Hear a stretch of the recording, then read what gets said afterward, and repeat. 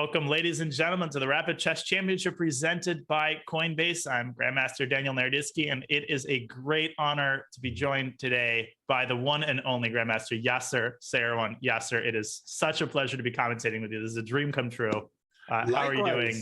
Fine, Danya, and a big welcome, hello, shout out to everybody at chess.com. It's great to join you. I must say that I'm a big fan of yours. I'm the lurker. I'm the guy that nobody sees, but I'm the guy going, oh, why did he play that move? But we've got a great show today, Danya. I'm so happy to hear that. We do have a great show. Most of these players, they've gotten their feet under them. We're a couple of weeks in. But let's quickly recap the formats and all of that good stuff. So today is the Swiss portion of the RCC. It's 9 rounds. Time control is 10+0, no increment. So lots of flagging involved. And the top 8 players qualify for tomorrow's knockout tournament. Now, there are points which accumulate throughout the RCC season. And first place, 10 points. Second place, 7 points. Most of you all know the drill by now. Yasser, this has been nonstop action. I mean, every weekend has its own environment, its own atmosphere. This has been awesome. It's really special, and it's so weird, Danya. I mean, I remember when I was doing commentary for the candidates, and then the pandemic just shut down everything, and I said, "Oh my goodness, what's going to happen to chess?" Well, what happened to chess is that it exploded online. And what we're doing today is just one of the many features that suddenly chess is everywhere online. And to see these top guys in action all the time, it's a dream come true. I mean, we're living in a golden period, Danya. I can't tell you. This is just, it's great. It's simply great. It is. And let's take a look at the top standings. This echoes your sentiment. I mean, look at who we have heralding the top at the RCC. Seirawan and Nakamura, very weak players. Nepo. I mean, but did chess.com decide to invite anybody good to this tournament? I mean, come on. Right. Jeffrey Zhang there. I need some actual grandmasters. But as you said, Yasser, this is such a great time to be alive, such a great time to be a chess fan. And the RCC is yet another phenomenal entry in this suite of tournaments and nonstop action that we have. And please remember to go to go.chess.com/RCC for the full information regarding format and prizes and all of that great stuff. Speaking of prizes, first place weekly is $7,500. So Yasser, not only is it a great time to be a chess fan, it's a great time to be a chess player as well. Great to see these kinds of prizes. Well, I remember the very first U.S. championship I ever played in. The top prize was $6,000 for the U.S. championship, and it only had 8 prizes out of the 16 player field, I mean to say. And it's sort of like, wow, watching how chess has developed. This is like, oh my gosh, I was born in the wrong era, Daniel. Well, perhaps, but I'm kind of nostalgic toward the 60s and 70s, even though I wasn't alive to live through them. But it does take a village to organize these events, and we would definitely like to thank our main sponsor, Coinbase. The Rapid Chess Championship is brought to you by Coinbase. Whether you're looking to make your first crypto purchase or you're a crypto grandmaster trader, Coinbase has you covered. Earn crypto by learning about crypto with Coinbase Earn. Explore DeFi and Web3 with Coinbase Wallet. Get exclusive rewards when you spend with Coinbase Card and much more. And most importantly, learn more at coinbase.com/chess and get $10 in Bitcoin. That's up from $5. Get $10 in Bitcoin when you sign up and verify your account. Thank you to Coinbase. Yasser, seatbelts fastened. The plane is taking off. We're gonna go on a very short break. And when we return, we're going to have another amazing week of RCC action brought to you by Coinbase. We'll be right back.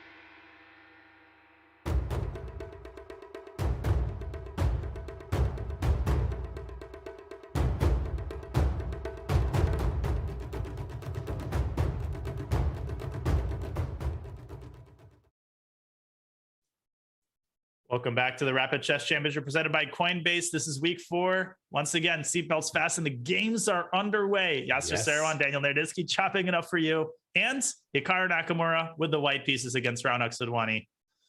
Here we go, Yasser. Absolutely, Danya. And the B3 systems that we're seeing Hikaru play, I'm impressed. He's getting playable positions, and he's done more than adequately well for what I always thought would be a tepid line. Yeah, it's weird. He tends to play these double fianchetto systems, but only in rapid and blitz. I mean, he doesn't play this in over the board chess. And tepid is a great word for them, but he somehow gets pretty sizable advantages out of the opening. Sudwani putting a queen on e7 early. Is he going for an e5 break? I guess not. Yeah, I'm not sure about the setup by Black. D4 takes C5, bishop takes C5, C4. It's not your Catalan, and it's not a Queen's Gambit accepted. Yeah, what exactly is this? Not exactly sure what I'm looking at over here, but okay. Again, one of the difficulties I think that the top grandmasters have with one another is that theory has advanced so far. It's very hard to get an advantage and or just a playable position. Like people have really worked their middle games out so very well. And what we have here, at least, is a board full of pieces. Yeah, at least this is something French. 95 bishop b7. I actually think Black is doing a-okay here.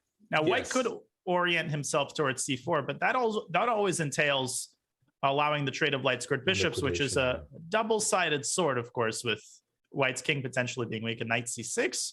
I think Raunaq is completely equalized. Hikaru dropping his knight back to d3. And more or less, he had to try to keep an imbalance going, or at least he's looking at knight takes c5. If he had just allowed, I don't care, knight f3, knight takes e5, knight takes e5, pieces are coming off the board and not much play. Now, having said that, knight d3, okay. So Black moves back, then I guess e4 is Hikaru's idea? I was thinking he's going to go c4, but e5. He's got e5. Okay. Well, okay. That's ambitious. It is. The bishop on b2 is not a happy camper after this move e5, but if the pawn structure is persuaded to come forward, d5, d4, and or e5, e4, there'll be some nice outposts. Double-edged move. Yeah, at first I was sad on Raunaq's behalf to part ways with the bishop, but this leads to a monster center. And like you said, yes, anytime White goes c4, Black just responds with d4, and now the bishop is an even unhappier camper than it was before. Exactly.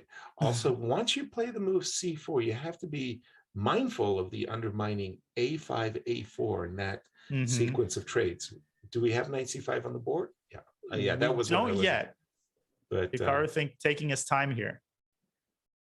Is he worse? Is he worse? c4. Yeah, we're gonna find out in just a few moves. Right. Something's going to happen here. Something is going to happen. Now, after the move d5, d4, which everybody wants to play, if you were forced to take on d4, then I like Black. I do. I think after bishop takes d4, this is the kind of position that you start to say, maybe I'm not a fan of this position. Am I wrong? Bishop takes b7. No, I mean, especially after bishop c6, but I think after rook d8, this has to be phenomenal compensation for Black. I mean, pieces are breathing. The whole position's breathing here. Knight takes b3. Yep. Great minds, Nice. What they say. So there you go. But now, if we do see the move e3, oh, what? Rook e1. Allowing d takes e3. I would not a move you play if you're too happy with your position, I would say. Right. I would have thought he was going to play e3, e4, but this how do you say, pawn structure weakness. I mean, the pawn on e3 being now isolated. That I like black. I think black's it's easier to play. Not that it's anything, convincing or anything of that nature. It's not a big advantage or anything like that. Just easier to play. But Hikaru's strength to me, and you can talk much better about it than I. One of the things that I really, really love about Hikaru's play is he plays every position. Mm-hmm. Like, I mean, I think that there are specialists, say, in the French defense. There are specialists, I don't care, in the King's Indian. There's just so much in chess. And yet I see Hikaru, willingly go into every type of position and just throwing the pieces around and somehow doing very well, regardless of the type of position he's in. It's remarkable.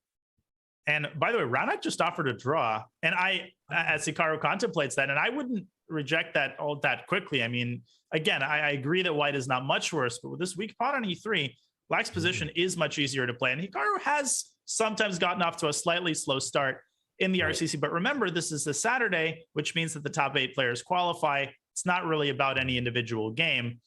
But I like to tell people that, a lot of people think of Hikaru as he's this bullet wizard. People think of him as this very tactical player. But if you actually look at his games, to echo what you said, he actually is tremendously strong in positional play.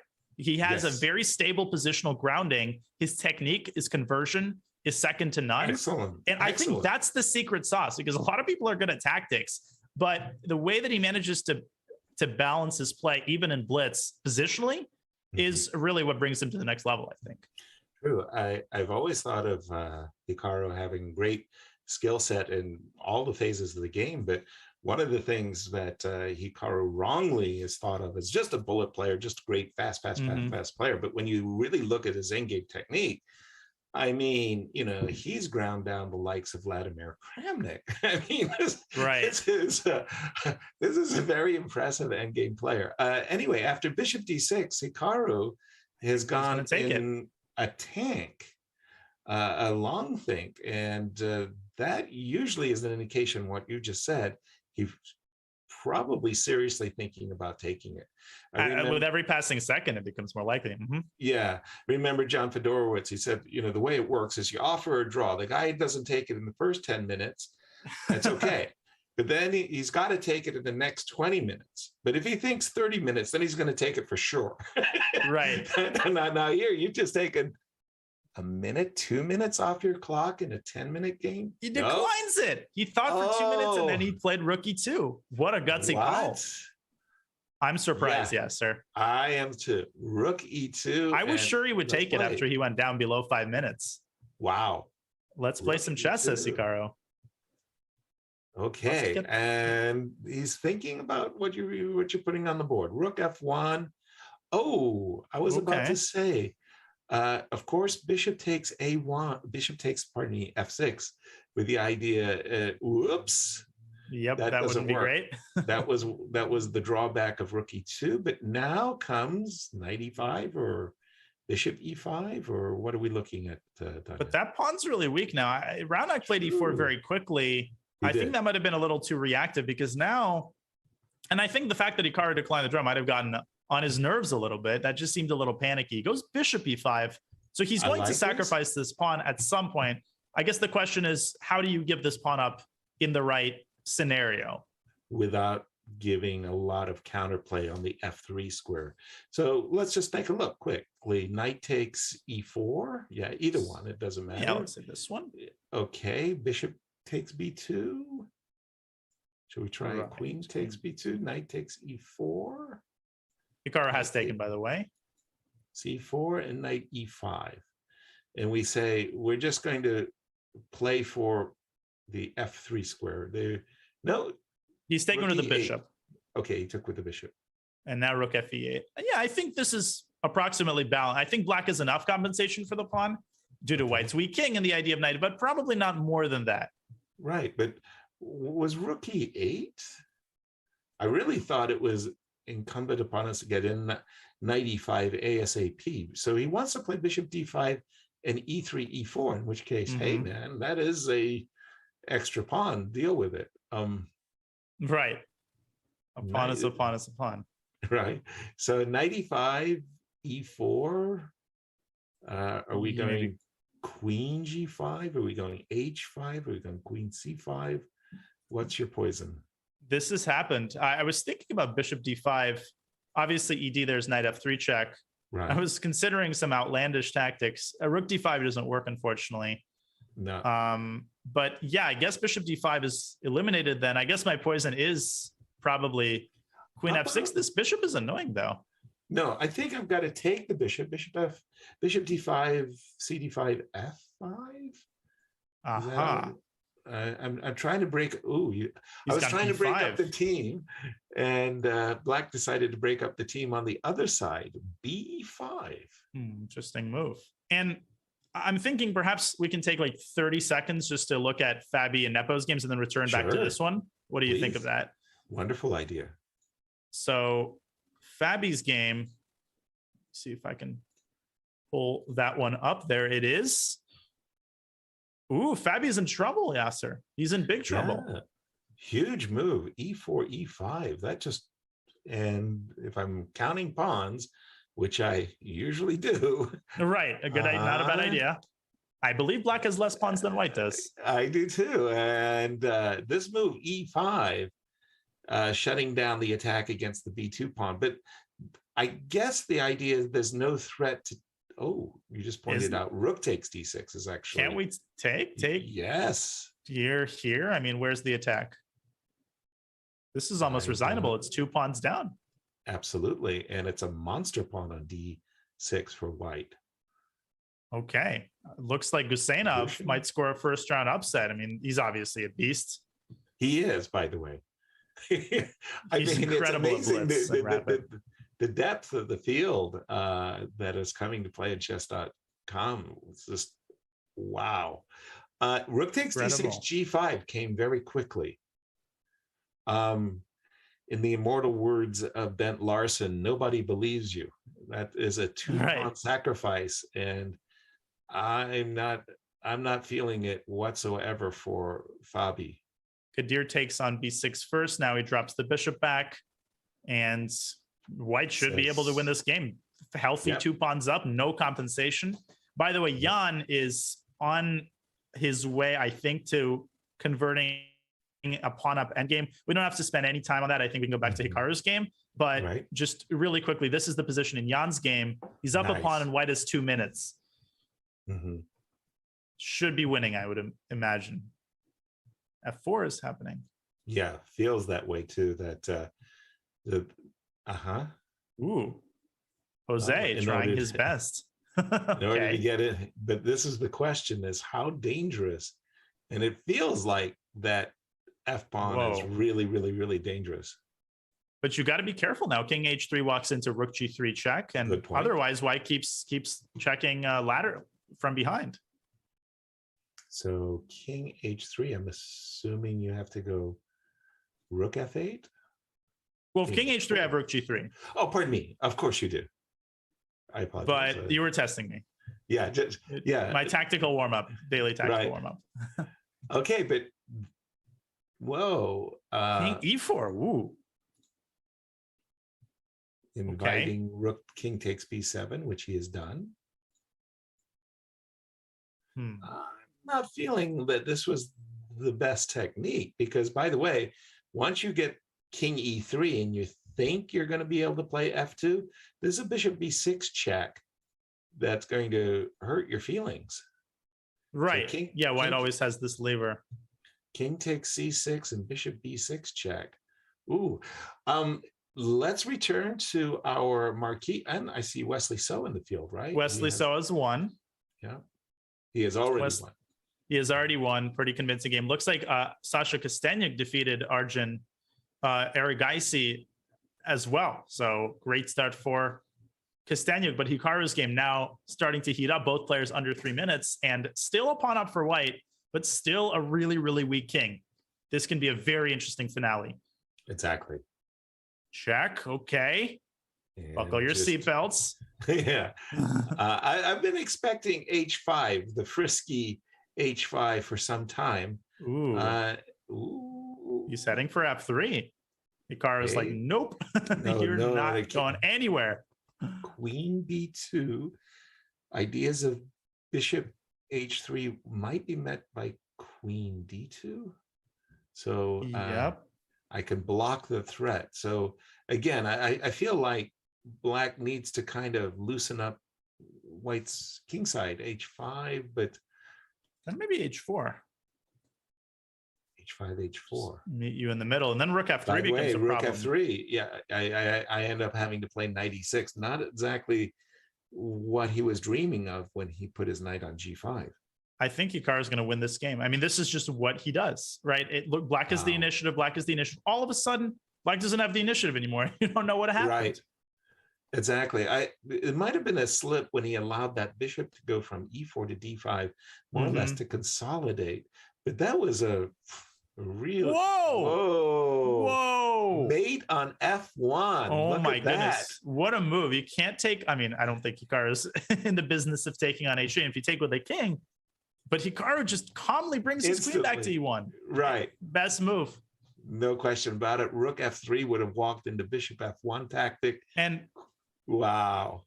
And back to G5, and now H4 is coming. Hikaru should be able to convert this. I just really quickly want to go back to the Fabi game, because that game, what is happening here? It changed. And Fabi has very serious chances now. Look at him getting his bishop to A6. Still should be winning, but it's very, bishop D5, such a nasty move. Queen G3. But bishop C4 was nice, because what you were about to point out, Queen G6 check was on tap for white. But now bishop C queen. Ooh, and here comes black's queen, threatening E3, threatening G2. Are we going for a walk? Don't shovel dirt on him yet. Are we going for a walk? King F3, Queen E3 check, King G4, H5 check, and the bishop is hanging on D4. Oh my gosh! Oh my goodness! Became very, very sharp. Yeah, sir. 3 results are possible here. Don't laugh, but black might be. Look at the clock too. No increment minute for Guseynov.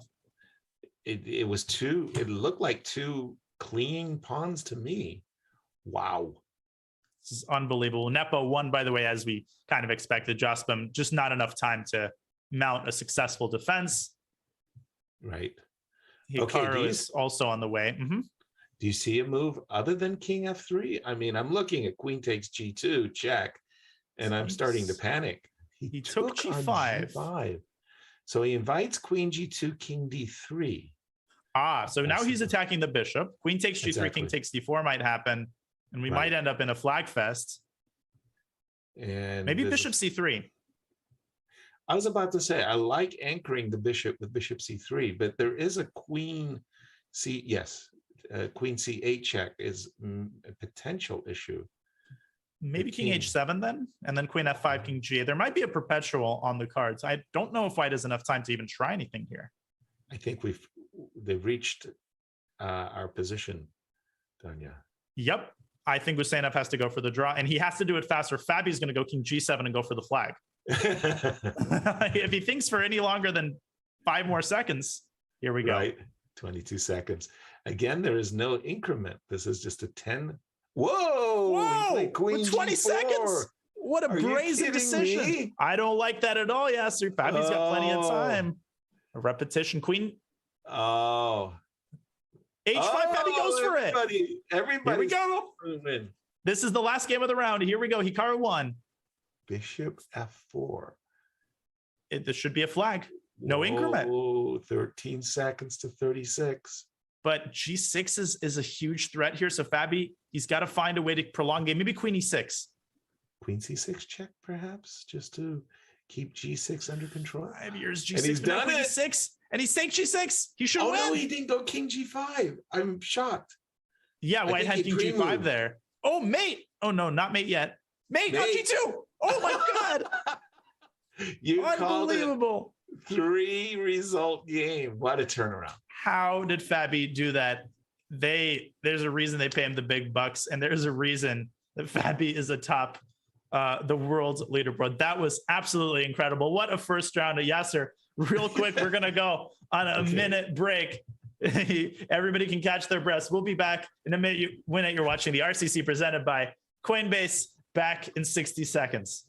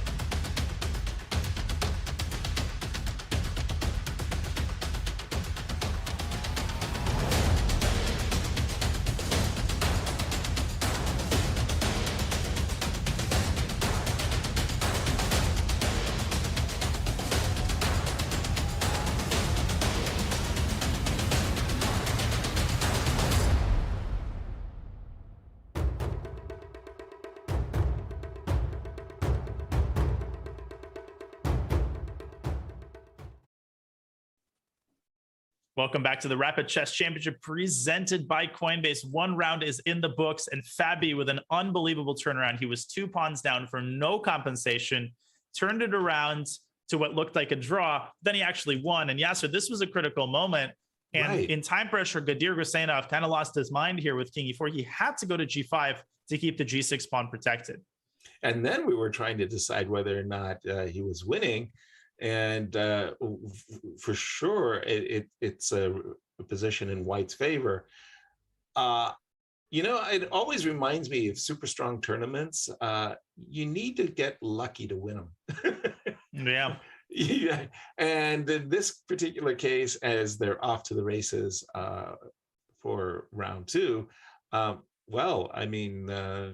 can thank his lucky stars. Jeez, unbelievable. And, I agree with that. I think sometimes when you get lucky early in the tournament, it's actually a really, really good omen, True. And that because I feel like a lot of those tournament victories, you survive a scare in the first couple rounds. And then, you're just thankful that you're there. And so you start playing better. The pairings, Aroni and Hikaru in round 2. Welcome to the Rapid Chess Championship, ladies and gentlemen. And Demchenko against Wesley is what we have on right now. So you're playing in a Swiss. You're playing in a Swiss tournament, and Levon Aroni and Hikaru, 2 top 10 players in the world, meet each other in round 2. Wow. Correct. How strong is this tournament? I guess we saw a lot of draws in round 1 to get that kind of a pairing so early, Danya. That's brutal. That's a ridiculous pairing. So we have a pretty standard Rouser and Demchenko. So we'll keep an eye on this game. We've got Kostyanyk against Dubov. That's an interesting matchup as well. And Fabi playing against Alexei Seirawan. But Levon has a rook on E2, not something you see every morning in the Italian. How did that happen? Oh, there was a knight to D4? What? Oh, knight G4, hitting F2, provoking rook E2. My brain is not registering this rook properly. It's like a misfire, some sort of a glitch where a piece is in the center of a square. It's like, why is it there? Right? Like this must be back. It's back. Yeah. This must be a horrible position for blindfold players, because the blindfold, you're relying upon your knowledge of the patterns. The rook's just never on E2. so nope. Why can't I go Queen F3? Why isn't the arbiter allowing me to play the move Queen F3 as a rook on E2? I'm flirting with this amusing line. Let's make a random move for Black. If White goes Queen F3 here, Black has this ridiculous idea, G5, G4, and White's actually in trouble because Queen is trapped here. Oh, rook E8, knight D2, and Levon did play C6. But something tells me Hikaru is not in the business of playing Queen F3. Or Levon, not in the business. Oh, Levon. My apologies. Levon is White. Prophylaxis has just taken to a new level. I mean, in the old days, we would play a move like H3 and say, prophylaxis. Now they're playing moves like bishop to B3, as well as A3 and bishop to A2. Right. Like just to be really, really, really sure. it feels like Hikaru's got everything as far as equality is concerned, because for me, if you put the knight on c6, an extra knight, you put the knight back on c6, you put the knight back on f3, the knight on c6 is looking for a better home. Now that it's traded, I don't see any problems. Bishop e6 looks pretty reasonable here. I think the pin of the bishop on h4 is just kind of a, I want to say temporary inconvenience. It's not that temporary anymore either. Whoa. He heard you. Whoa. That says I want the initiative. Wow. I'm not interested in no equality. Whoa. He's still my beating heart. That is pretty committal decision. Knight c4 by Levon. He's, I think, wheeling the knight around potentially to f5. Exactly. Of course, that's the main drawback of g5. And now does Hikaru go the full 9 yards? H4, g4? Wow. He has gone h4. Okay, you called the first. Having said A, yeah, you said you have B. To say B. There he goes, g4. It's on the board. Whoa. Okay, so I understand f2 is the creekness, but how does it work, Danya, if we take on b6, just eliminate and that? He did. I think of that as a kind of a guided missile. That bishop is just too strong. You got to get rid of it. And d4 blasting in the center against operations in the flank. You strike in the center. That's what, you know, Levon's mama taught him when he was 3 years old. Right. Okay, queen e7. There was not, Hikaru didn't want anything to do with gh3, d4 takes e5, where Levon could maybe sneak off queens, and there is no attack. You take the queens off the board, it's all white all day. Queen e7. Okay, so h3 is a weakness. Do we play, I was about to say, rook e3 to defend it, or do we go, in this case, queen d2? Speaking of guided missiles, that queen can play that game. Right? That's right. Now, the question is, I guess, does white want to throw in hg4? Or I don't think Levon is too concerned about gh. White can ignore that, but he does take on g4, so he eliminates that. I would have given queen h6, g4 takes h3, f4 a lot. Why? Because in the old days when I played King's Gambits and they go h3 takes g2, I was a happy camper. Hey, it doesn't matter which color pawns are around your king. It's pawns, right. Shelter. It was good. It was good. I was sheltered. So queen h6 was interesting. He took he took on g4 and now king h8. But similar idea. This looks really bad for Hikaru, but we all know that he can make this stuff work, and he's definitely got long-term chances. But here comes Levon's pawns. E5. Okay, I guess he wants bishop c2. Exactly. Operate down this diagonal, and then maybe even f5.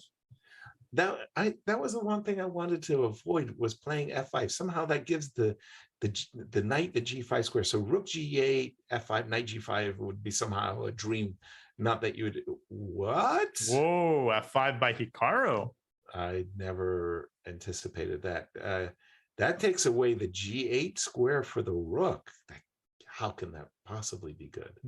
That's crazy. By the way, we have a breaking news alert. It looks like Fabi is completely winning right out of the opening. And I'm sorry to cut you off. No, it's okay. I think this game is about to end. Wait, doesn't bishop b5 win a piece, or am I crazy?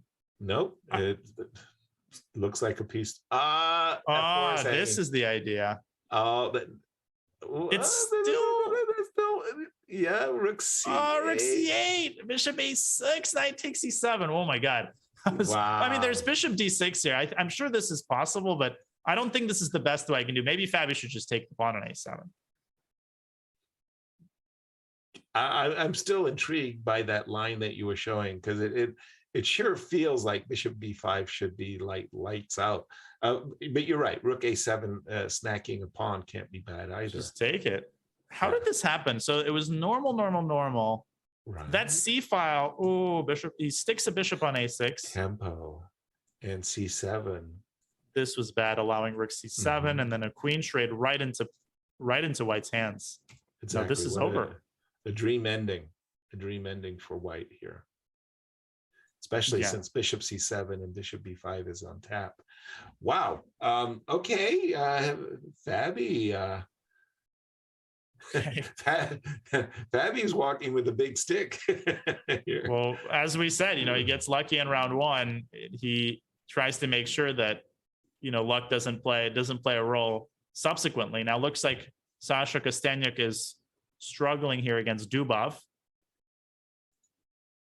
She's down a piece.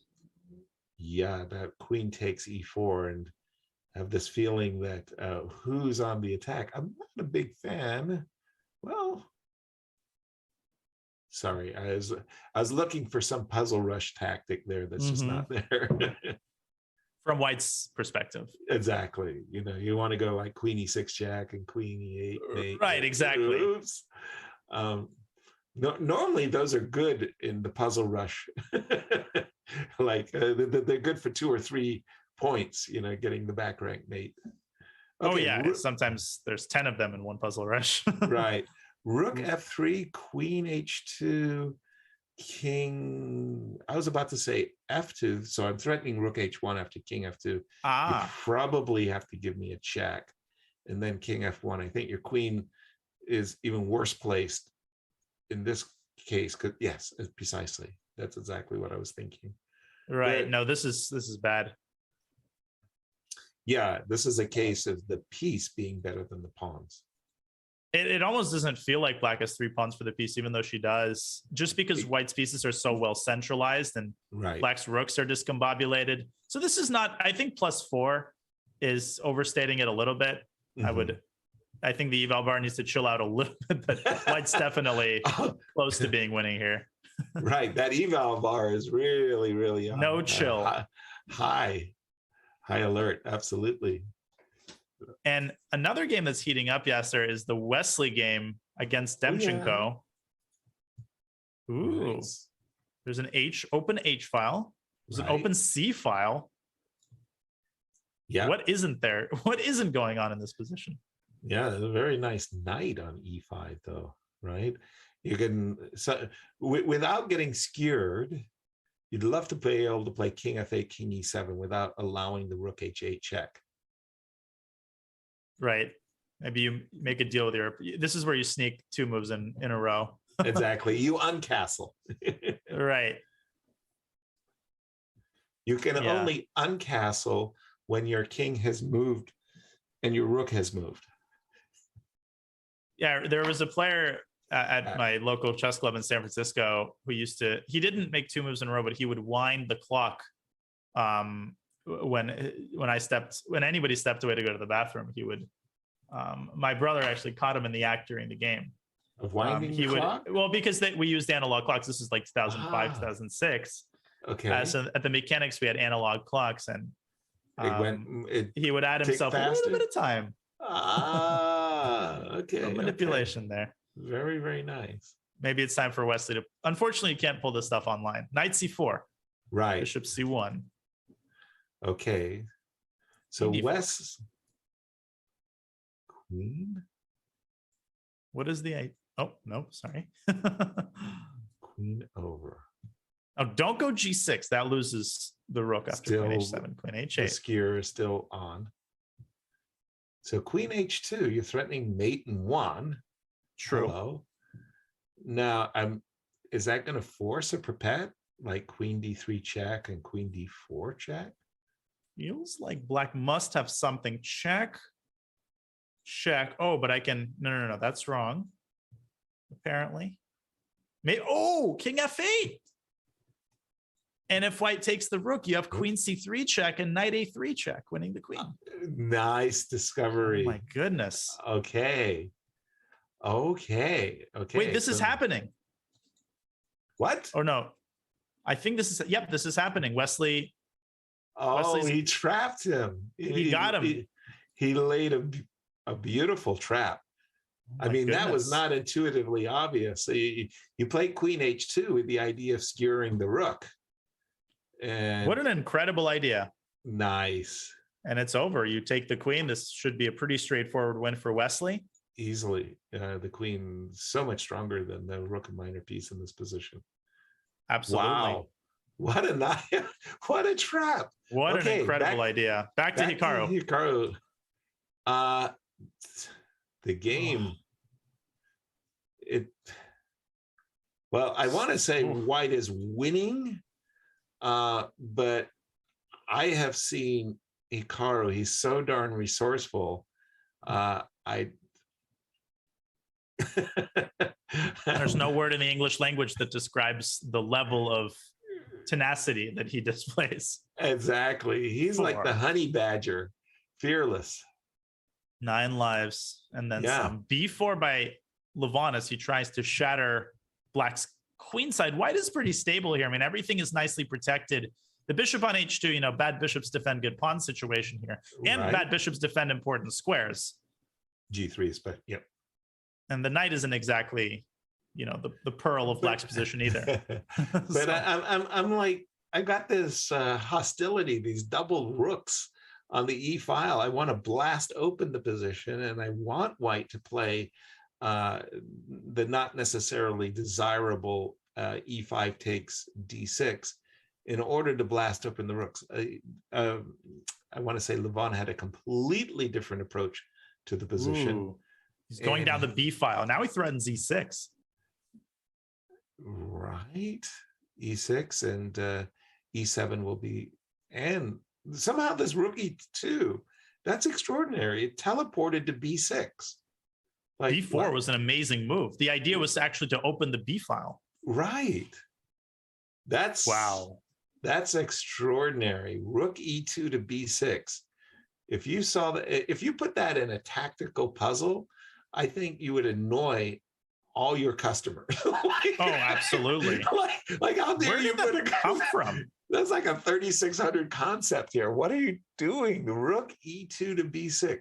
Who would have thunked it? And he found it in 2 seconds. Now, if Hikaru gets out of this, I swear. Now, 2 minutes for Levon. Hikaru down to 149. That definitely is his biggest chance here, is the time situation. Okay, how is Hikaru going to meet E6? That's the $1 million question. D8, maybe? Oh. And then I'm saying my prayers as I'm moving my rook back. Right. But I get the where's pawn, the win? But exactly.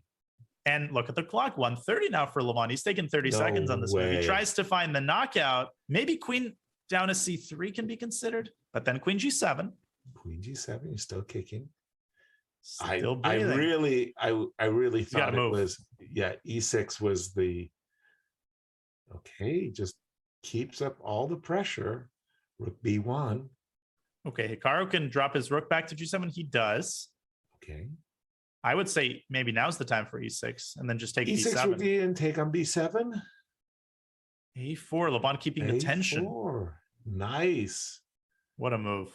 That is, either that's like super high class or not needed. I don't know which one of the, you know, like, but for now, let's just call it a high class move that does a lot. When you take the B pawn, the A pawn is passed. So it's nice that the A pawn is already running.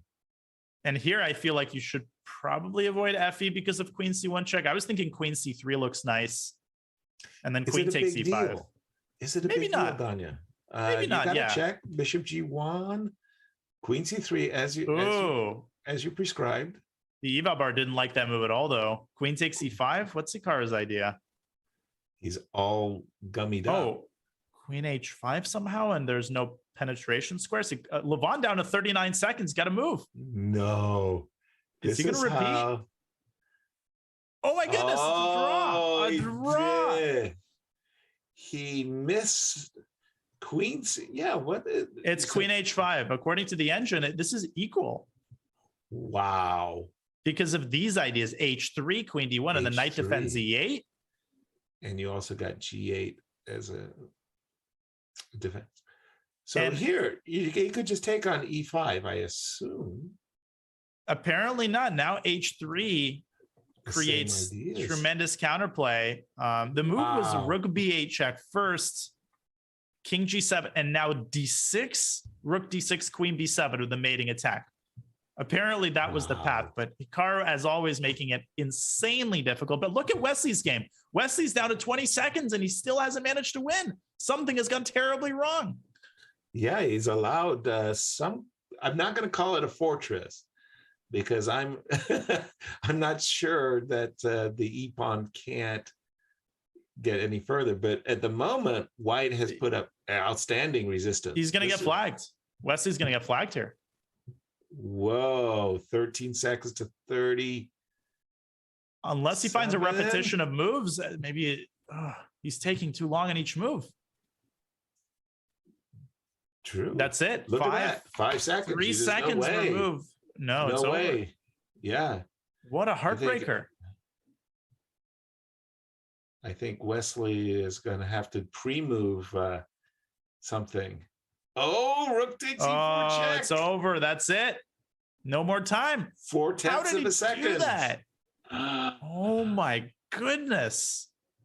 Whoa, a big turnaround in a game that, oops, this looks like a checkmate. Yep, that was the last game of the round. That's why I pulled it up.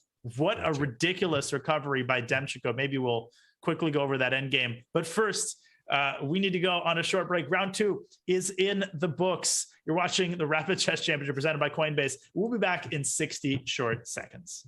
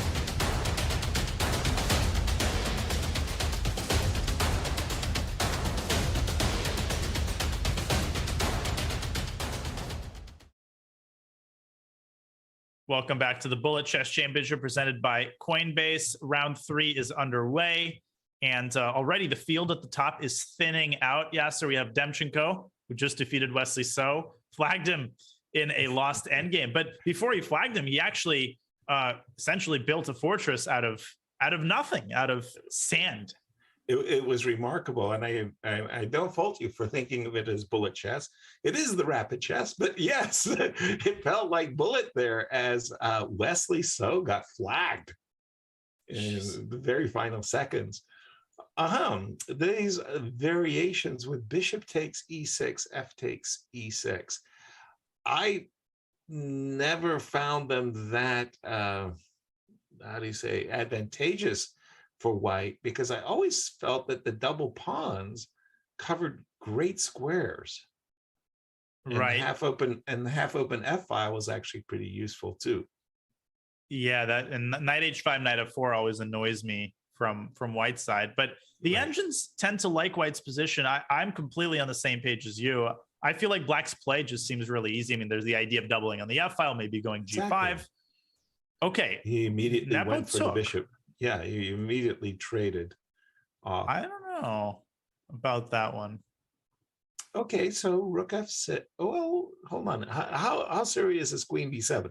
At some moment, queen b7 might actually be playable. I have to be a little careful, but I was about to play rook f6. I think rook f6 is still okay, but I mean, the whole idea was obviously to double rooks. But at a certain moment, I have to realize queen b7 is legal. and we'll be right. good. So for instance, after knight c4, it already becomes like if you double, Right. I think this is a scenario where it's become a threat because after rook b8, queen a6, the knight defends the pawn and you can't trap the queen with rook b6. Bingo. So Precisely. a6 by Jan. And now you definitely can't take the pawn. Right. But a6? I would have anticipated b6, but maybe he wants to play a6, b6, and be in a situation that whenever you play a5, he can play b5. Maybe he was afraid if he played b6 right away, there could be something like knight c4 and a5, and he's trying to keep the queen side closed.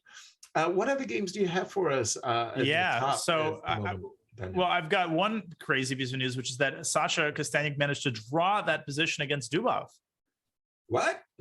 Really? I mean, that in is the previous game. That's pretty wild. I mean, since we're still very early in the round, Quick perhaps gander. I can take a quick gander at that. Indeed. Let me pull up Sasha's game history here. Apologies for that. Okay, so first, as I'm doing that, let me pull up.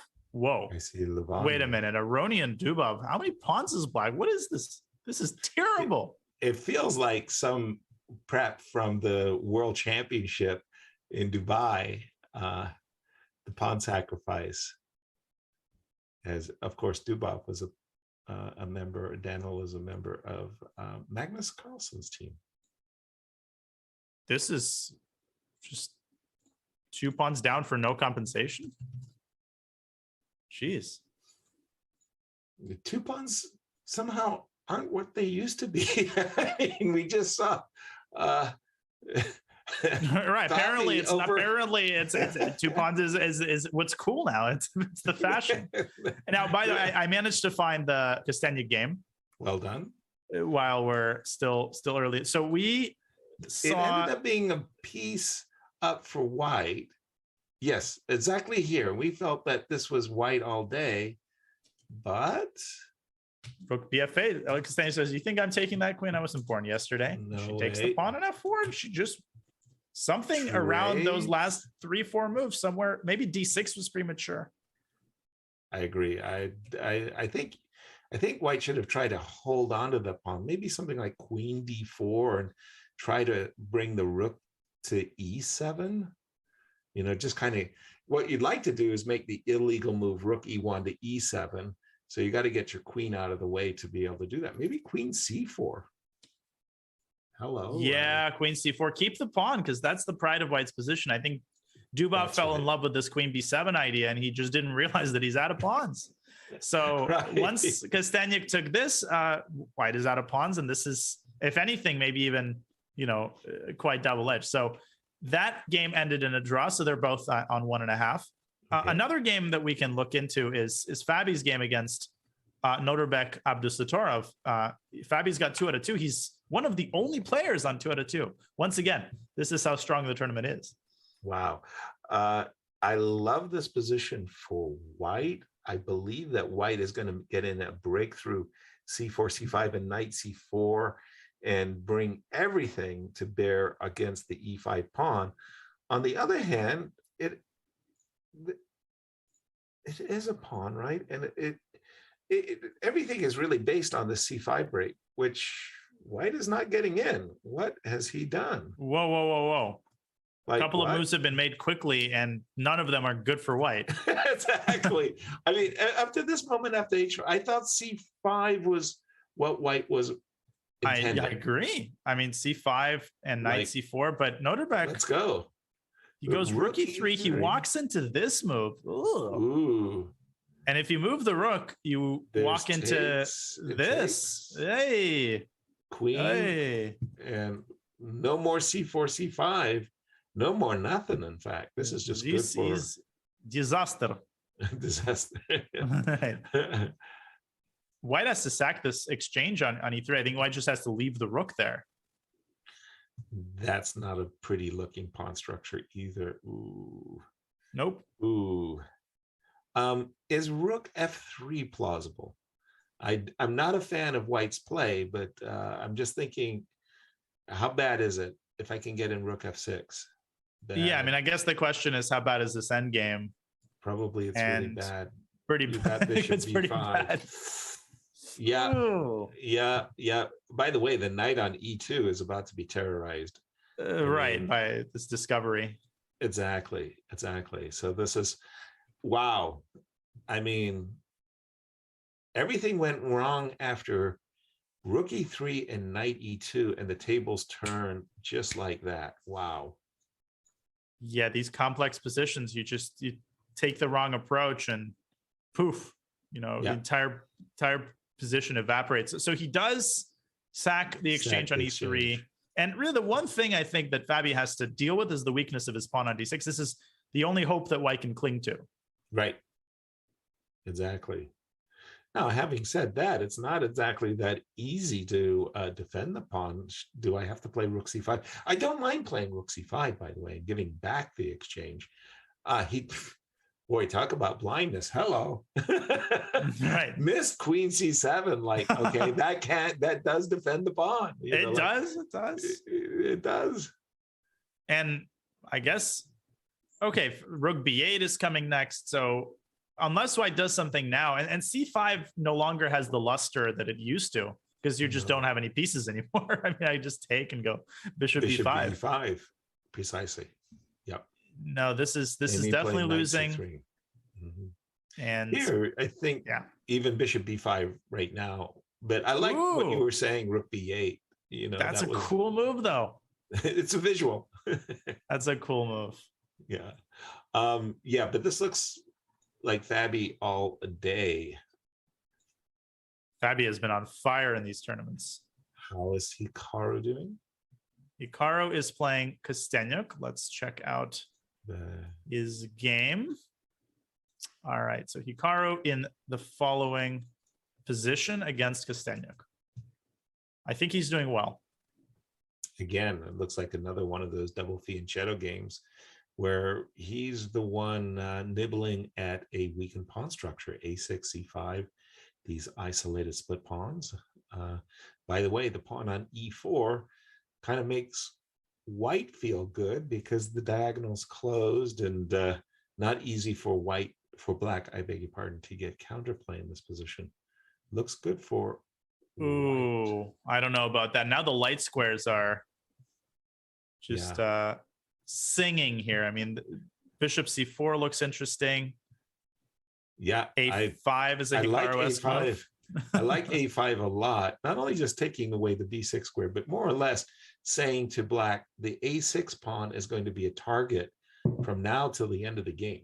You're just not going to get it, sneak in and move like a6, a5 on me. This looks very good. Yeah, this looks very good for. There was no doubt in my mind that Hikaru would play this. I mean, he has such a good sense of and not only is this idea strong objectively, but in a rapid game, with limited time, dealing with weaknesses is so difficult. It's so easy to just blunder a move like queen c4, poof, you can't defend the pawn, and you lose a6, you lose the game. I think black is on the verge of being lost. Not even on the verge. I think this is objectively lost for black. Exactly. Positionally, at least. Well, knight f6, you at least got to do that. Knight d5, knight g4. Do something to prevent white from just, as you say, seizing all the light squares. Bishop c4. Idea, I believe, of queen e2, covering g4, protecting e3, but more importantly, eyeballing a6. And Hikaru is, also, I want to say, like, when he gets into his cruise control, when he feels like, okay, this is good, and he's just bobbing his head and he's doing everything, he really reels in the point. I want to say that in that game that Levon let slip against Hikaru, Hikaru doesn't give his opponents opportunities once he's got his grippers on. He's inviting bishop f6. Do you like them apples, Danya, or would you try to nurse it a little bit more? I like the nurse approach. I feel like bishop c3 is more, preserving the status quo, and a6 is hanging in that position. But I mean, it's tempting for sure.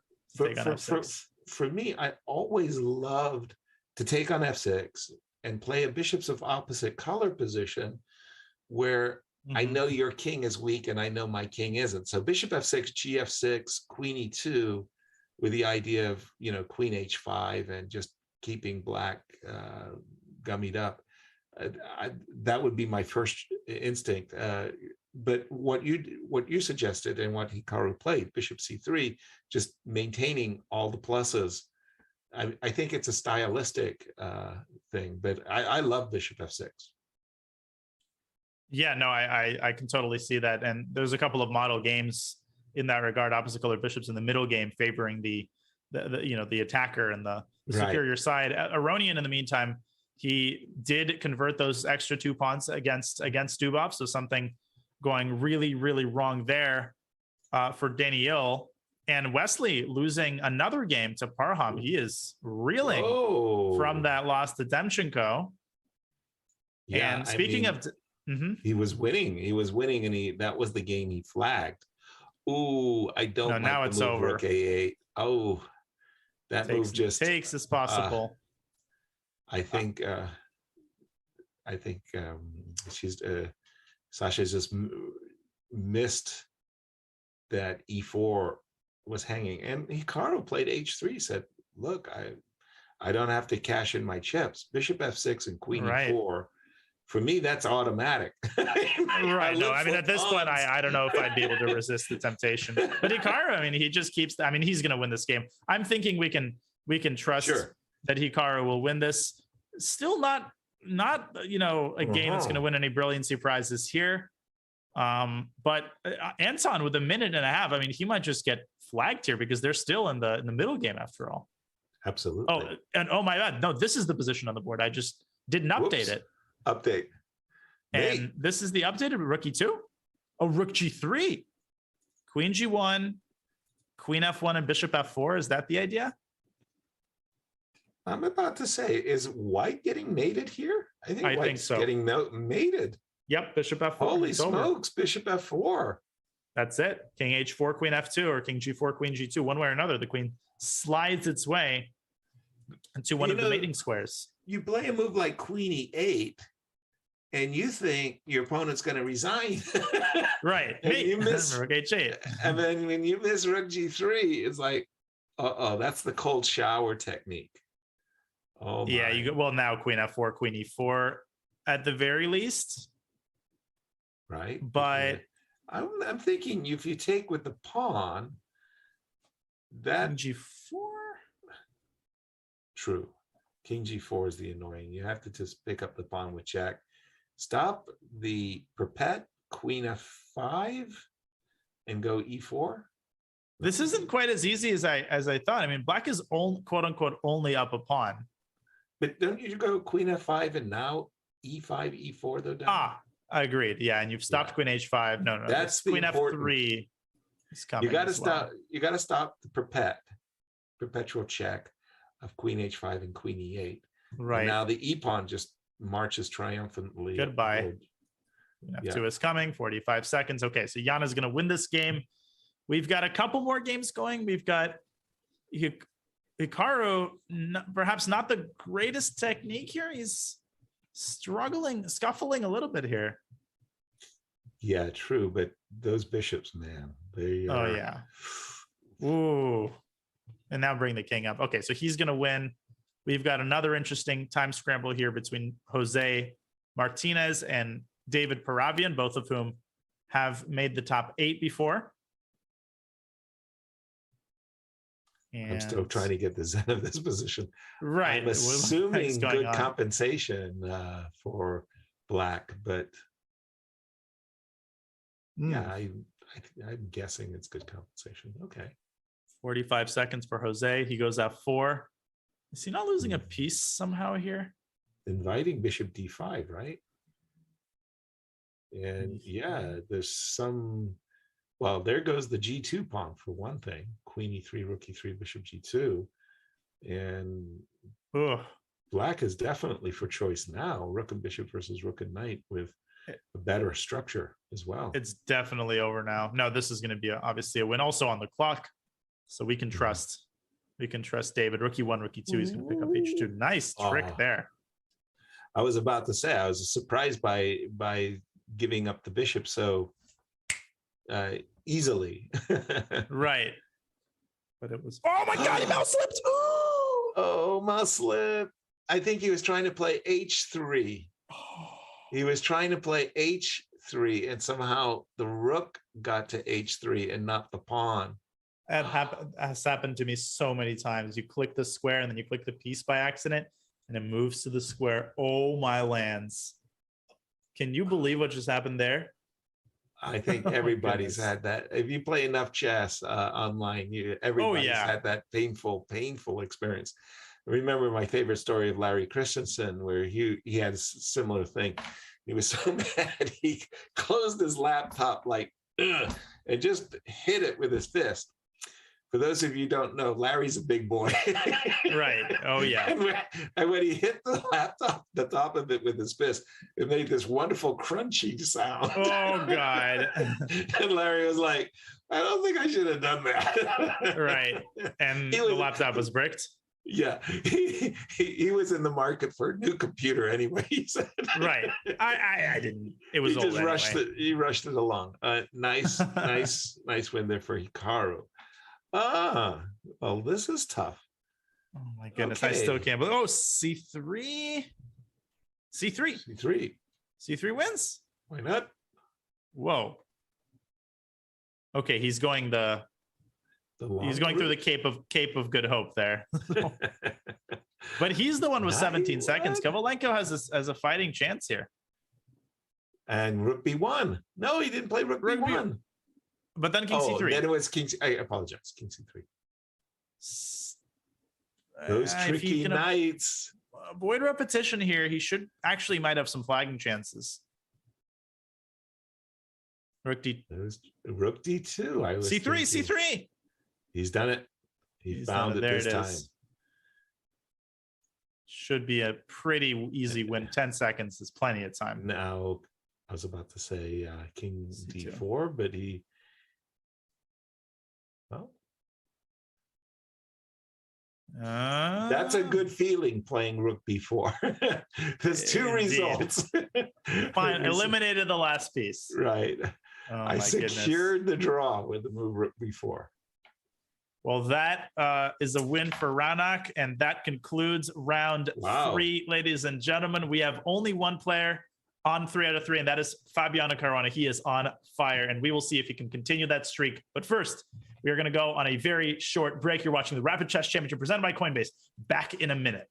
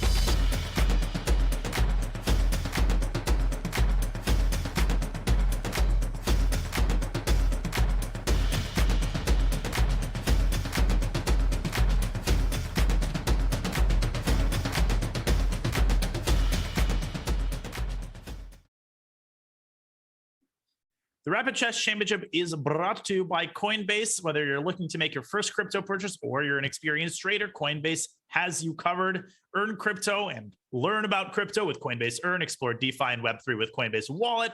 Get exclusive rewards when you spend with Coinbase Card and much more. Learn more at coinbase.com/chess and get $10 in Bitcoin when you sign up and verify your account. And Yasser, round 4 underway. And for Fabiano Caruana, round 4 is already over. The game literally lasted 5 seconds.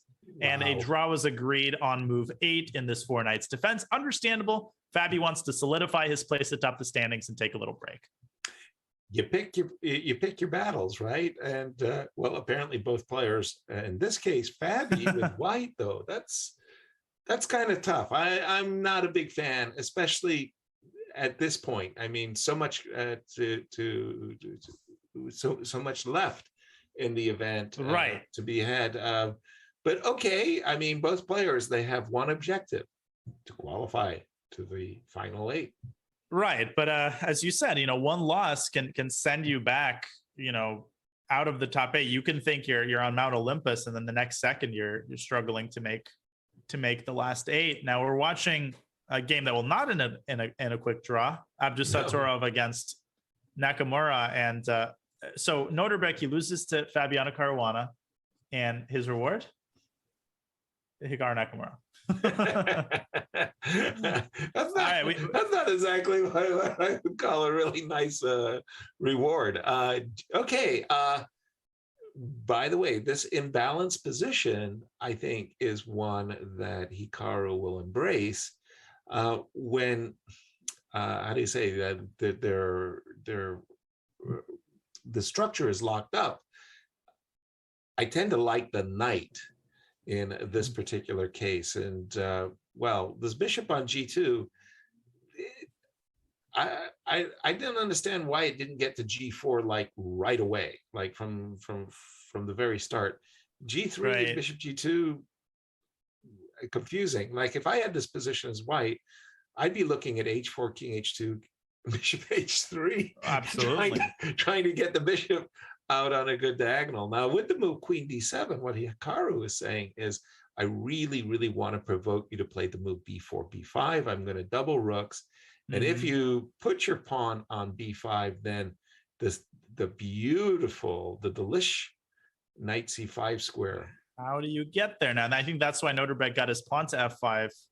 Amazon next day service immediately, because of immediately deliver. You shut down the pathway. Not so sure. Knight goes back to e8, and then you can go like this precisely to d7. So something like knight e8, queen e7, and knight is coming to f6. Maybe the queen parks herself, as you're pointing out, nicely on the h4 square. There's nothing as disturbing as wanting to play a pawn storm. And the guy's sitting on it. I can't. Where's my dark squared bishop when I need it? Right. Life's so unfair. And if the knight gets to c5, white can basically resign. That's not really an exaggeration. That's not a reassuring thought, is it? That if a piece gets to a certain square, you're busted immediately. Exactly. Here, I would be very, very tempted, especially if my king was on h2, to play the move f6. Sacrifice the exchange, because I don't want to see the knight getting to c5, and try to plant the bishop on the f5 square. Desperate times calls for desperate measures, right? Again, true. If we had such a situation where I could magically go bishop h3, I guess I'd start with queen h5. And whoops, I'm losing a4 pawn. Whoops. Bishop h3, queenside was a goner anyway. Right. That was the intent. Okay. So something like this. Yeah, but again, I'm kind of like, it shows desperation that I have to do this. Yeah. And black can always run through f8 to e7 as necessary and infiltrate down the a file. Agreed wholeheartedly. No, this is bad. This is really bad. And you called it. I think the knight in such a position is just such an incredibly dangerous piece. And we'll see what Noterbeck comes up with here. But again, the knight very close to getting to c5. During the break, we're just talking about the time control. And obviously, 5-minute chess has been around for decades, and it's super popular. 3 minutes plus 2 seconds. That's the time control for the World Blitz Championship. But I have to say, I'm coming around to this 10 versus 10. It's not blitz, but is enough time to allow for some really great play, like what we saw by Levon Aronian. That rook e2 to b6 to my mind, you don't find that in a 5-minute or a 3-minute game. And I'm kind of liking it, this 10 versus 10. I like it as well. And it's interesting because when they get down to 3 minutes, there's this weird illusion where you feel like it's nothing, it's a time scramble. But, when you start the game with 3 minutes, it feels like an ocean of time. So it all depends on how much time you start with. It's all right. And when you start with 90 minutes, then when you get to 20 minutes, it feels like, the crisis is upon us. Like that's it. I'm already losing on time. Right. Going to this game that we have in front of us, Levon Aurelian on the black side. I love space. I always enjoyed having more space than my opponent. Here it looks like white has achieved a lot. The question, Danya, in such positions is how much has white achieved? Is it significant or not? I guess it depends on whether black can assert control of aspects of the queen side. So maybe like rook, can black, retool his pieces properly? This knight on d7 is a little bit, and sort of stuck in purgatory. Okay. But what specifically does white have against rook c4? I want to double my rooks. Exactly. I think Levon might be asking the same question soon. So if 4 rooks come off the board, are we happy or unhappy? So I go knight e2. I don't like it per se, but you do have an a5. Oh, rook He's c6. gone rook c6, and now the knight swings over to e4. So Levon doubles rooks, and I guess he wants to keep d6 under supervision. Okay. Makes sense. Otherwise, G4. Yeah. These pawns could be eaten by... I was going to make an obscure pawn by the locusts. Alexei's last name is similar to Sarancha means locust in Russian. So, really? Yep. Yeah, interesting little tidbit. Amazing what you're going to find out on a chess podcast. Locusts. Everybody knows how to say locusts in Russian. Okay, G4 just gained some space. Not that it's threatening F5 or anything like that. And I think for Levon, he didn't want to just sit back and see a slow advance. He played the move F6. Opening up a little bit more space. Now he wants to get the knight to D5. And in the event of a trade, the fact that these pawns are in dark squares worries me a little bit on Alexei's behalf. Okay. How about knight C5? Knight C5. Oops, he didn't play it. I was going to say knight C5, knight D5, bishop D4 attracted my eye. I kind of thought that white's king could get to E4 on a good day. Rook D3. Okay. Tossing the ball back to black's court. I mean, now Levon with a decision to make, knight D5 or knight takes C4 or neither. Although I don't see too many ways to improve the position. Wow, it would have been tough to stop me from playing knight C5 and bishop D4, but okay. I agree. That looks. I'm still having another real pretty. It does. I'm still having another problem though. Why did white play rook D3 and not bishop D4 anyway? Like, okay, rook D3 came like almost like instantly as if he was expecting, but bishop D4 had a very concrete idea. Just pinning the knight so that knight D5 would have allowed bishop takes G7. It's weird. No, rook D3 seems to be a less than optimal way of keeping the tension. Like if you are keeping the tension, then you might as well go bishop D4. But Levon taking his time. We'll see what decision he makes. Shall we check back into please? So we have Hikaru. The knight came to C5. Yep. And is that a death knell for white? Abdusattorov has managed to get his king to H3 and open the G file. Who does that benefit? It's kind of hard to say. For the moment, it's hard to say, but I see this position with the knight on C5 and the bishop on F3, and I can't help myself, Danya. I as white, I feel like I'm playing a piece down. I mean, that bishop is what's the opposite of an all-star? Right, a scrub. A scrub. I mean, the guy's riding the pine. He's not doing anything. I mean, he's not. Yeah. He's not pulling his weight. I mean, But no, that bishop is definitely my three of clubs in the hole. Yeah, and the bishop is telling its pawns, hey, I mean, come on. Like, get out of here. This ain't cool. This ain't cool. This is some kind of a checkers. Yeah. If you could only take your own pawns. Right. Oh, takes a knight b3. Goodbye. See you later. But does Hikaru even want to give the knight away for an exchange? Maybe not. He's actually thinking maybe he'll go back with the rook to A8. He's just saying, you know what? That knight on C5 is worth too much. Or even F6 or something, just terrorizing white. I feel like F6, something about that move screams Hikaru to me.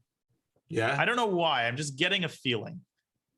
But I think I don't know if I would not be within my power to resist knight b3. I'm with you on that. I mean, that's a rook a4. But rook a4 or something similar. He didn't want to give up the knight. Well, that's why I proposed f6. Well, what else are you going to do? I mean, if you allow black to go, I don't know, king g7, king f6, it's just like you could just resign this. Now it's going to be 2 pawns. The rook, though, could get arrested after rook f6, bishop f5. It's actually very hard to impossible to extricate it. Ooh, good point. Well, even an exchange sacrifice might right. I mean, he'll be 2 pawns, 3. Yeah, 3 pawns. No, just 2 pawns. Sorry. So let me get this straight. Black could have won the exchange. Not only does he not win it, but he might even sacrifice an exchange himself. Correct. That's exactly right. You got it. That's how the big boys play. Right. Okay. So now a big decision for Hikaru. If you leave this pawn alive, you might. I mean, you could go rook back to g8, but that just seems real passive. I think Hikaru has complicated this just a little bit. Well, how bad is it? I understand. I was about to play rook g2, rook g1, and if you moved your rook to take the pawn on d3, because I've got rook g8 as a defense. Okay, I'll take the pawn. I'll take the plunge. Yeah, and I'll play king g7 and rook to g6 and king h6 and force you to help my structure a little bit. I could stare at this knight for days. Some people could stare at a painting. Yeah. I can stare at that knight. It's mesmerizing, but it's not going to win the game by its. Ooh, you're encouraging rook h6 check. Why is he flirting with some stalemate ideas in certain situations? I was thinking he was walking into a mate. Right. That is also, I mean, those two things are very similar to each other. Right. Yeah. Both involve the king not having squares. Right. It's kind of a suicide. Okay. So rook h6 check. You're coming back to g4. I'm going rook h6 checking g4. King f6. And then there's also this idea of getting the knight. I hate to leave c5, but maybe you can. No, I can't. I would not be able to touch that knight. It's on its throne. Right. What about in the old days when I was playing with Bent Larson, these Scandinavians, they would call that knight on c5 a Thor, a thunder god, with the mystic hammer of Molnjar. King h5. Well, besides rook h6 and king f6, is there another? Is he thinking rook f5 looks too premature? Right, and the issue is you might allow something like this, and then things get really double-edged. Why did you do that? Yeah. Whoa. I thought about this briefly, but I thought it was way too brazen. He gets his rook out, but no, this has gone terribly wrong. Look at this pawn now for white. This should be a draw. Ooh. Whoa, Wait a whoa, minute. whoa. Why? I'm still, he's going to put his king on e7. And he's going to try to put his king on c3, but how the heck are you going to do that? And white's just going to go back and forth between g3 and f3. Okay, but here it comes. Here's the knight. Yeah, he's going to put his king. Oh, he didn't put his king on d6 yet. Why didn't he do that? That's surprising. And Noterbeck tries to punish him by opening up the pathway for the rook. But if you go rook g8, you might allow rook f3, right? So yeah, he goes back. But now knight c3 and knight takes d5 is a threat. Ooh, that's nice. I was thinking knight b5 and knight d6 was the threat, but knight d4, knight takes d5 it definitely clears the cobwebs because that threatens mate. But there is a pawn on h4 now. I can take on h6. I'll take on d5, True. take on f5, take on h6, and Whoa. source some counterplay. Oh, just knight b5 and knight c3. No, but now it should be over. Yeah, back to c3 and pawn comes to b5. And somehow Hikaru, it looked scary for a second, but he's back on track. Yeah, exactly. It may not be the best technique, but he certainly kept it in the winning zone, I want to say. Yeah. Most of the time.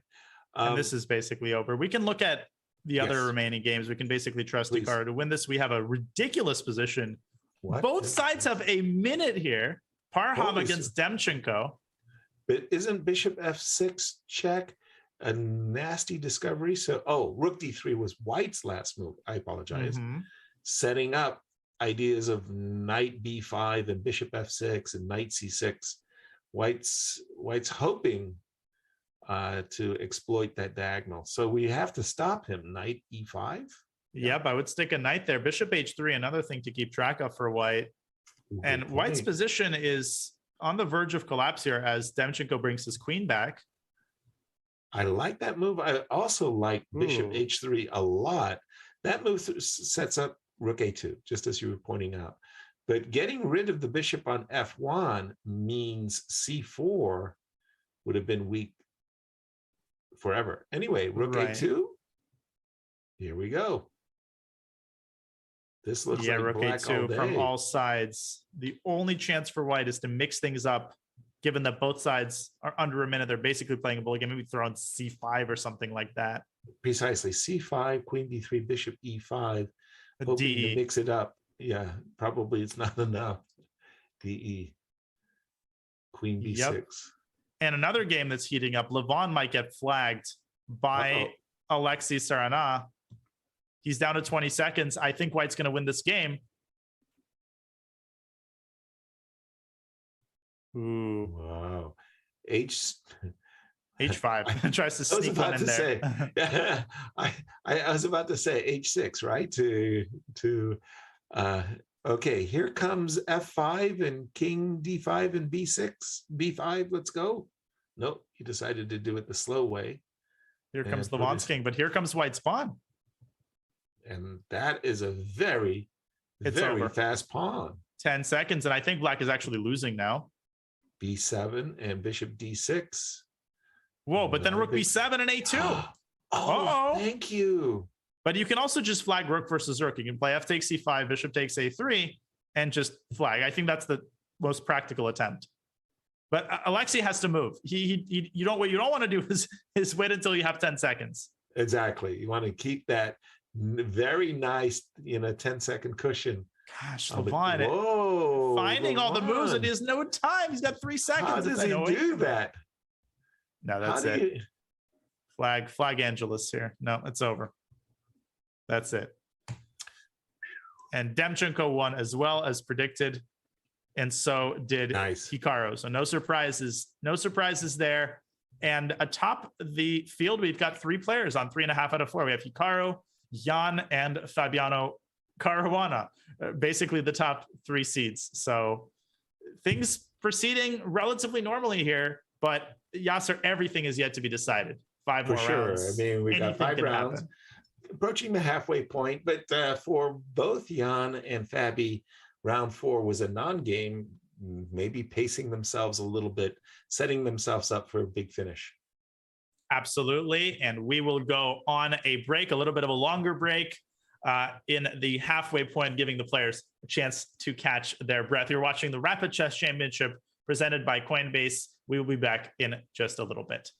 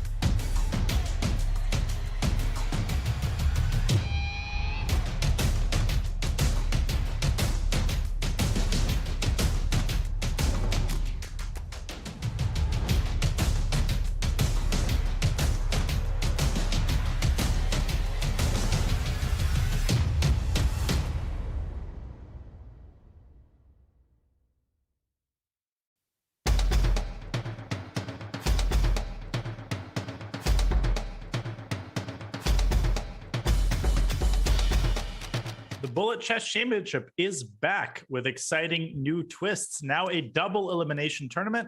The event features 16 players like Hikaru Nakamura, Daniel Naroditsky, not sure how that name made its way into the list, Fabian Caruana, and many others who will race for the crown and their share of the 100K prize fund.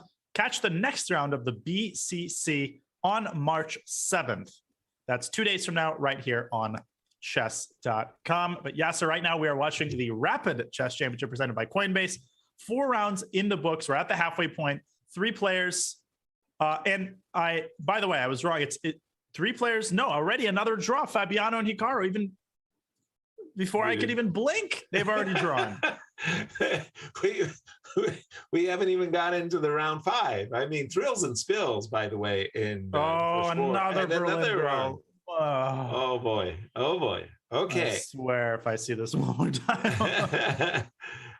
In the old days, we used to call it the Grandmaster draw. And in fact, there was so many Grandmasters draw, they just call out the number 14. Right. There's a new Grandmaster draw. Well, okay. Again, it's all about qualification in the Swiss. The top 8 go to the money rounds tomorrow, and they will be eliminated. What do you have in this game? This is Nepo. Nepo against Serna.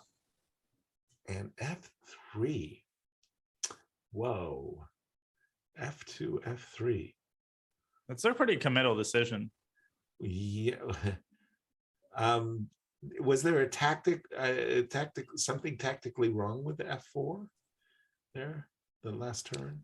I think maybe it had to do with, I don't know, takes.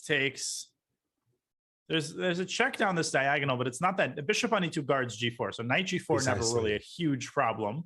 Right, and I'm dreaming of bringing the knight to D4, of course. I mean, you get a good square, the E5 square, I get a good square, but he didn't do it. F2, F3. F3, yeah. Okay. And now King H1. Now Alexei probably eyeing D6, D5. So knight B6 is typical in such positions. Okay. I don't know. I mean, but then maybe you're walking into some Bishop G5 nonsense. That's not a move you see every time in the Najdorf. Like this pin is not that common. It's weird that the bishop is on C7. So something like knight B6, A5, knight C4, bishop C4, bishop C4, bishop G5.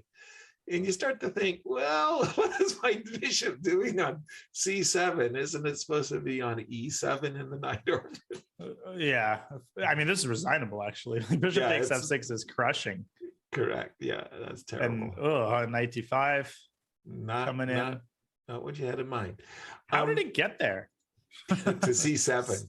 Sorry, go ahead. Is there a bishop block? Yeah. He did it voluntarily. Was this necessary? Like, what is the purpose of this?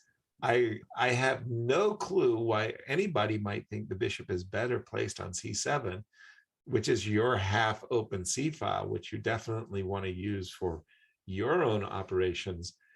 By the way, the queen on B8 looks ridiculous too. I mean, if we're talking about gummy pieces, this is self infliction. I have seen a better piece arrangements. I think Alexei maybe going a little too much for the creativity prize there. I mean, pulling a page out of the hedgehog where the bishop often does belong on C7. Right. This isn't a hedgehog.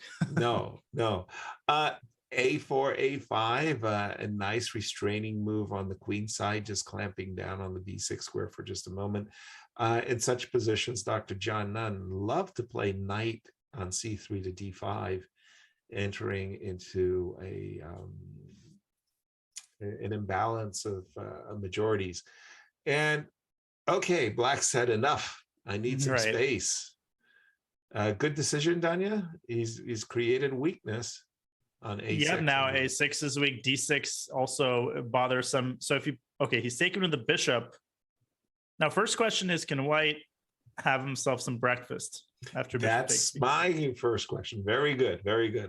No, I'm always asking I'm always asking myself, can I take that pawn? He didn't. I think Alexei wants D5. No, Yana's still thinking. So after bishop takes B6. Okay.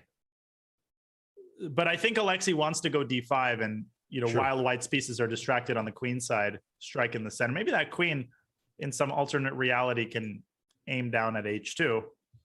Okay, this is the moment of truth. I mean, knight a5 also looks, yeah, he's taking tempting. Yeah, no, it's a pawn.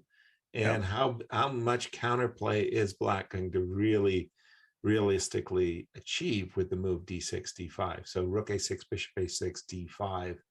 At the moment, d4 is maybe a threat. Knight c5, ignoring it. I got a feeling that this is nowhere near No. compensation. White's got the pawn and the compensation here, I think. So- Exactly. Exactly. No, this is really ugly. Mhm. Not Alexei's greatest opening. This will not enter his greatest games collection thus far. One of the problems when you're facing a space deficit and you are getting cramped, one of the things that a lot of players like to do is lash out. I mean, they just don't like that cramped position. And oftentimes when you do lash out, it really works against you, as we're seeing now. I was always impressed by Anatoly Karpov, to name one, Ulf Anderson to name somebody else, who could keep a position. They could maintain their calm nerves and not, panic. And I think the move b5 was a bit of a panic. Not that I like black's position at that moment, though.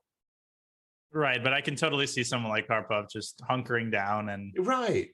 Yeah. going with the flow. No, this looks horrendous now. That's As this what has they all do. happened, knight c5, Yeah. knight e6, and Yeah, extra Bishop. pawn, great position.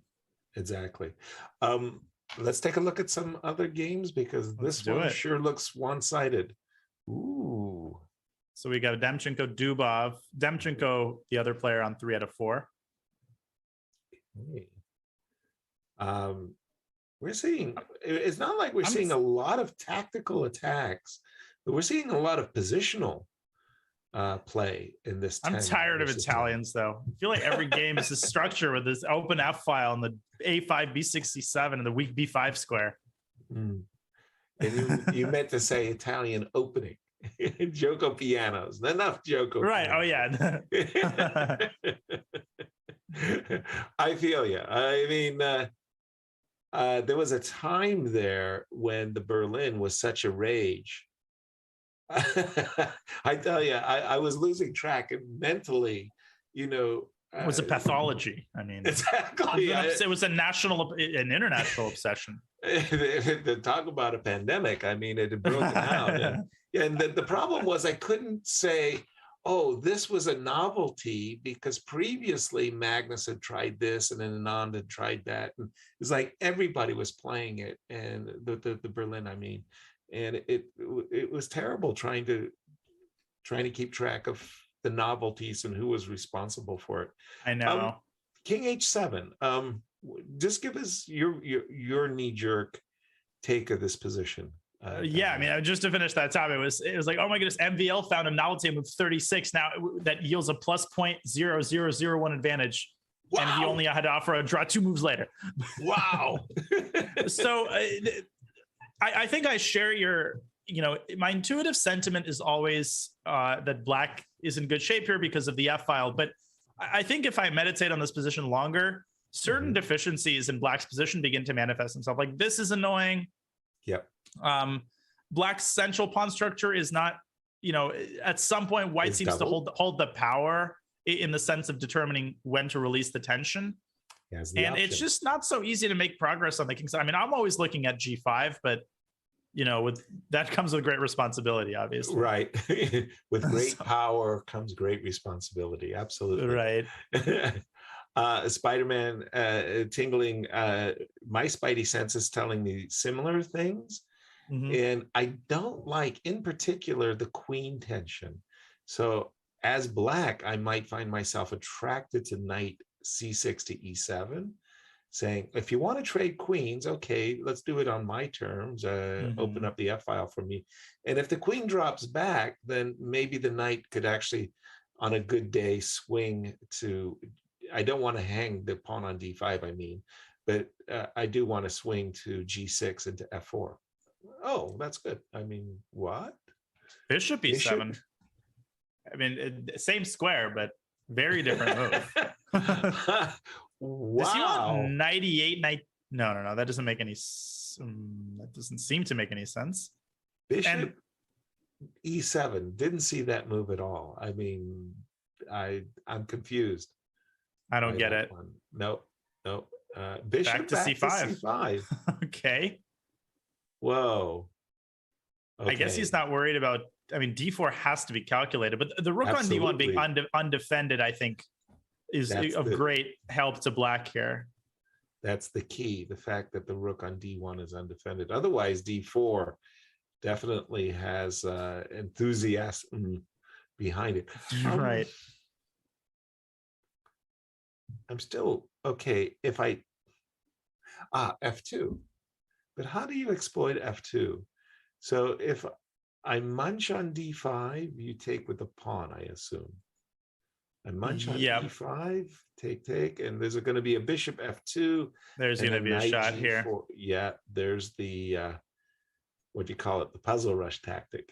Very nice. Yep, pure black wins the exchange. So now in this position, perhaps white could take and then go D4 here. Okay. And he hasn't done. I'm not predicting any of the moves in this game. Bishop E3. Well, Bishop E7. If you had predicted Bishop E7, that's what I would call a psychic experience. Because I mean, that would be some insider trait. And Martha Stewart is the only one who could be able to do that. Right. Wait a minute. D takes E4. Is that not a blunder situation going on here? Yep, Dubov takes undefended rook, and now the contact between the rook and the pawn has been severed by white's last move. Whoa. Good definitely grief. A blunder by Demchenko. Whoa, definitely. So the whole point is knight takes E4, knight takes E4, D4, queen D1 is going to hurt your feelings. Just a little bit. Yeah. Ouch. Why are you so concerned about a rook? Yes, it's just a rook. Knight E1. But Demchenko keeps his composure. I live for pawns. The rook is just like, it was beyond imagination. Okay, knight E1, accepting the fact that he's blundered a pawn. There are doubled E pawns, so it's not terrible for white. It's just a blunder. And it's a blunder, but somehow, apparently, it's still equal according to the EVA bar. So somehow, white is still pretty fundamentally solid. Right, enough compensation by the control on the central squares. Yeah, let's quickly. My eye is caught by just the names. Levon against Jose, and it's just a minute for Jose to 6 minutes for Levon. There's no way he makes it, and it's also losing. Yeah, the bishop on G6 just looks like a tremendous piece. How did it burrow itself in that square? Yeah, I'd like to know because I want some of that. I'd like to do that. I'd like to sign up for. Did you need? Now he's nibbling away at Black's kings, Black's queens, so knight H2 maybe, and then knight F1. Knight H2, yes, to meet queen check with knight F1. How bad? Oh, there is a bishop D6. What? He gets to play knight F1, but results. Okay. I was about to say queen E2. No. Why do you play knight D2 and not knight H2? Knight H2 look more forcing. Agreed, but the result ends up being no. This is over. I mean, everything is collapsing here for Jose. Well, queen A5. Oh, sorry, queen A5. I guess there was queen F6. Yeah. Mm-hmm. Okay, 3 pawns and going strong. Maybe 4. Knight E3. Knight F5. That would be. Oh, nice. This is painful. And Jose decides to end the agony. Right. Well, there you need a trainer. Sometimes your guy's taking too many shots. You got to throw in the towel for him. The guy doesn't understand. What is happening here? Is this an actual chess position? Well, white's a piece down. Like what? This looks like a position where all the pieces have been messed up, just shuffled around. Well, not only is white a piece down, it's sort of like the Space Invaders too. I mean, there's 4 connected passed pawns in the center or something. Wait, this is the Jan game. How did this happen? Jan was dominating. He was up a pawn. There was no compensation. He still is up a pawn. It's just that he's down a piece. Down a piece. In the actual game, yeah. And we're wondering how did he manage? Okay, so he mistimed f4. Right, that looks a little bit hasty. Now, instead of taking d4, he went queen f3, allowing e5. Which is also very strange. And then a really impulsive move, knight g3. Now the knight just gets shut down and he loses another pawn. And then he sacks the piece. f5 out of desperation. And Alexei went for it here with knight b8. I mean, understandably so. Queen. Just a couple more accurate moves by black. Black can shield against these checks. Should be winning. Exactly. Just needs Queen to f7 though. Find a safety valve for his king. King c6 in that case. Oh, and king b6 and the knight on b8 defending an a6 square. Yes. Yes. Whoa. Okay. Queen d7. Oh. Ooh. Well, king wait a b5. minute. Okay.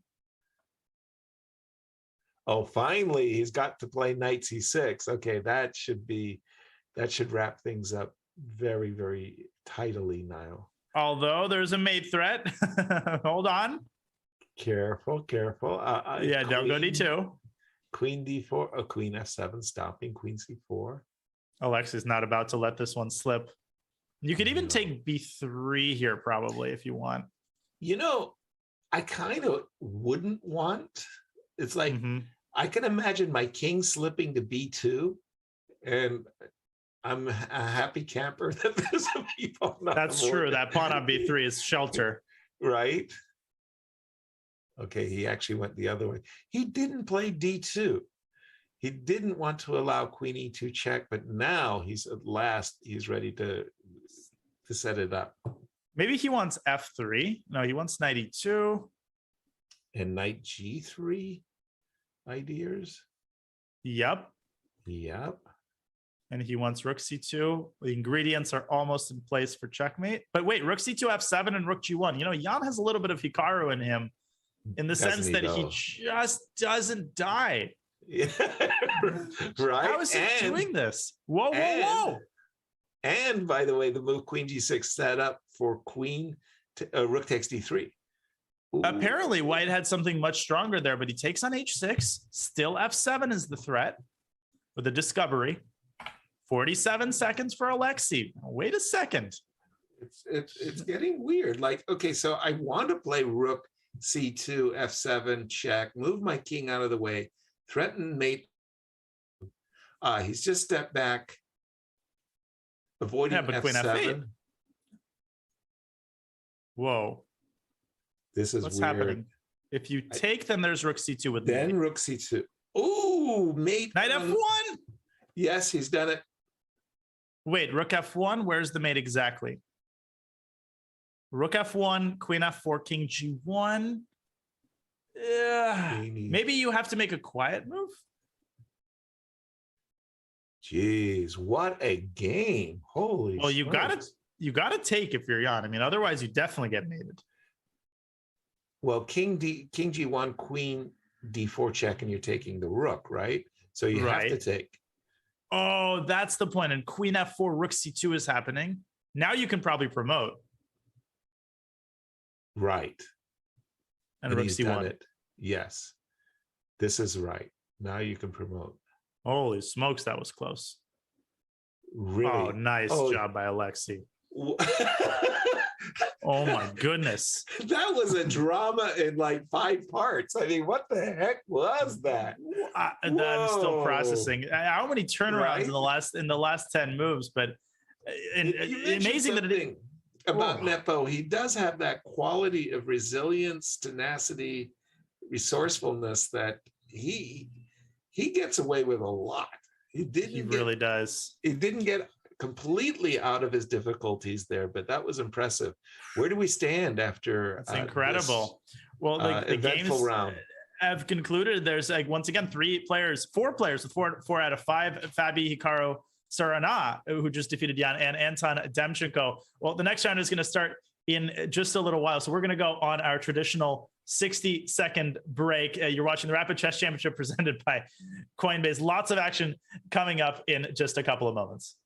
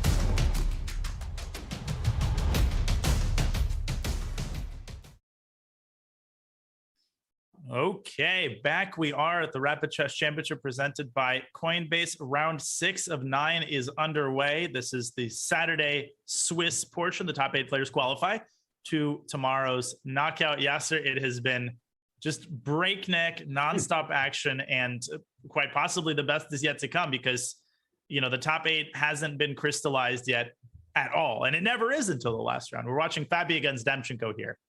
Absolutely, and the tension is really ramping up as the players do jockey for those coveted top 8 places. It's crazy that today, I mean, after what happened with the Berlin, and we're seeing, you know, these topical variations of the Spanish, then somebody plays something that's so old and brings a new wrinkle, and everybody forgot this line.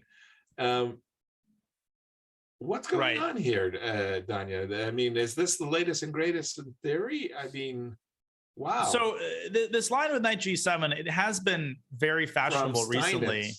Yeah, I mean, this has existed forever. Right. And it was just, I mean, I think for a while it was just considered to be very much second rate, but you know, Hikaru has played this a lot in Blitz in particular, and lots of GMs have revived this and found new ways of arranging the pieces in a more cagey style. Now, this looks very passive, but this new idea, right, in this position, to take on D4 looks very incredibly anti-positional, but there's a concrete idea, right? Knight B4 and C5. Exactly. Usually, quote, giving up the center was always really frowned upon, but now, you know, suddenly this knight on G6, which really made a woeful impression. Why did you put your knight on G6?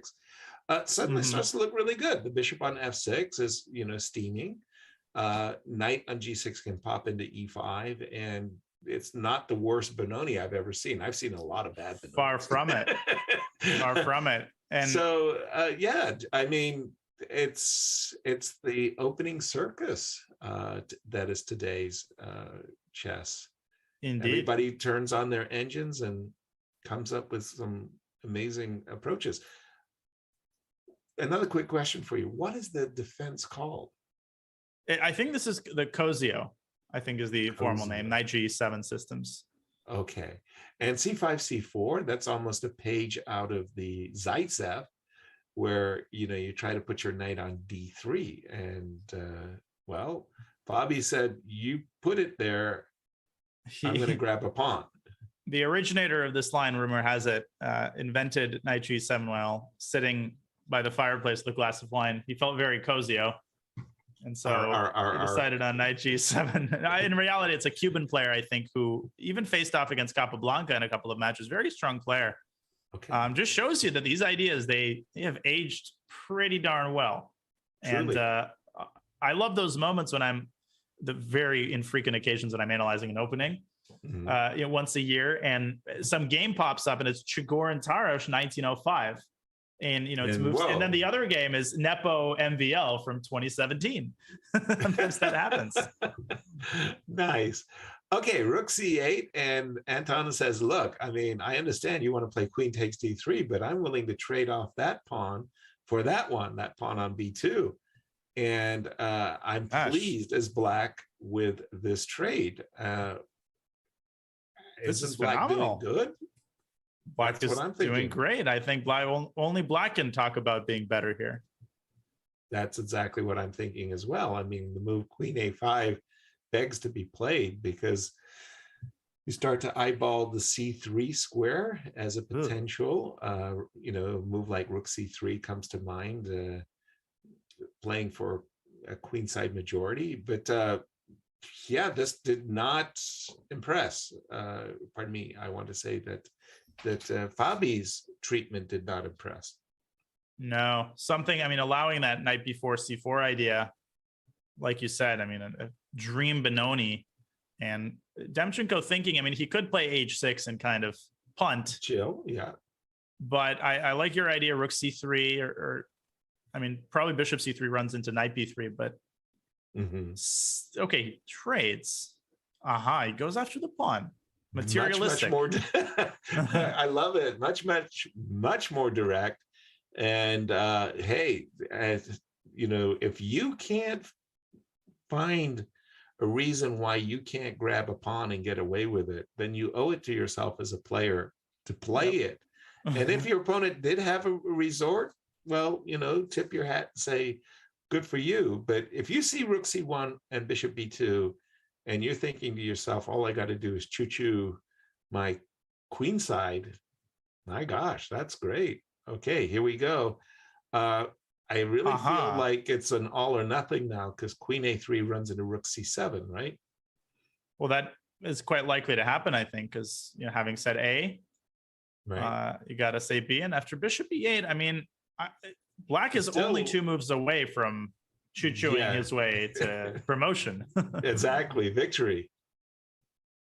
Yeah, it's like that pawn is rolling fast. So Fabi has to do something. You're the wheels. Not that I'm a fan. I like being ahead material, don't we all? Bishop B6, just looking to slow you down some. I'm not a fan, of course, again. So, but here's the thing. Anton moving his queen back to D8. So I think he still wants to grab the pawn. Or does he? Or has he had second thoughts? Well, what's going on? He's slowed down when he's taken the pawn. And he's not going to keep it, though, because before queen takes A6. Which is the pity. Yeah, it really is. Connected passers don't lie by the side of the road, after all. No more connected passers. Where did you get that from? Well, I got it from Alexander. So at the opening ceremony in 2016, I think, the U.S. Championship in St. Louis, they had the hors d'oeuvres, and I was like refusing everything. And Alexander Onisho comes up to me. He says, Danya, free sandwiches don't lie by the side of the road. I immediately took one. Okay, nice. Free sandwiches. Right. Free sandwiches.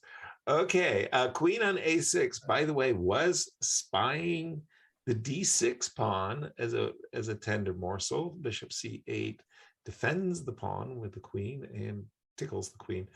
I thought the queen was going to B8 and the bishop was going to B5, but didn't happen, Danya. No, I was imagining the pawns rumbling down the board. Now black's playing on the king side.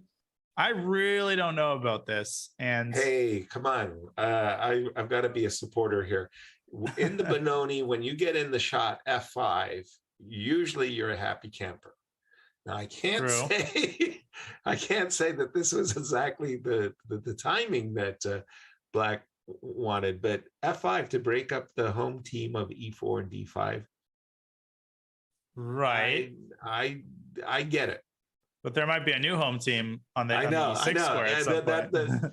There's always a drawback, and now how do you get the knight to E6? You go knight F3 to D4. Which knight lands on the E6 square? So he doesn't go there yet.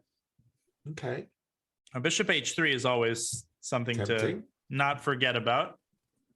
Queen C. I like that move a lot. That's a nice move. That's a nasty little move. That is a very good move. Any queen trade, I was about to say, does allow us, moves like bishop b2, bishop c3, or bishop c2. I like this. And bishop h3 now is much more potent. Yeah, no, this is looking real. I mean, I think Fabi shouldn't have stalled. I think he should have gone knight d4 straight away. That way he would have been able to meet queen c8 at the very least with knight c6. I think he underestimated this idea. Now the queen is coming in, and any queen trade is good for black here. Exactly.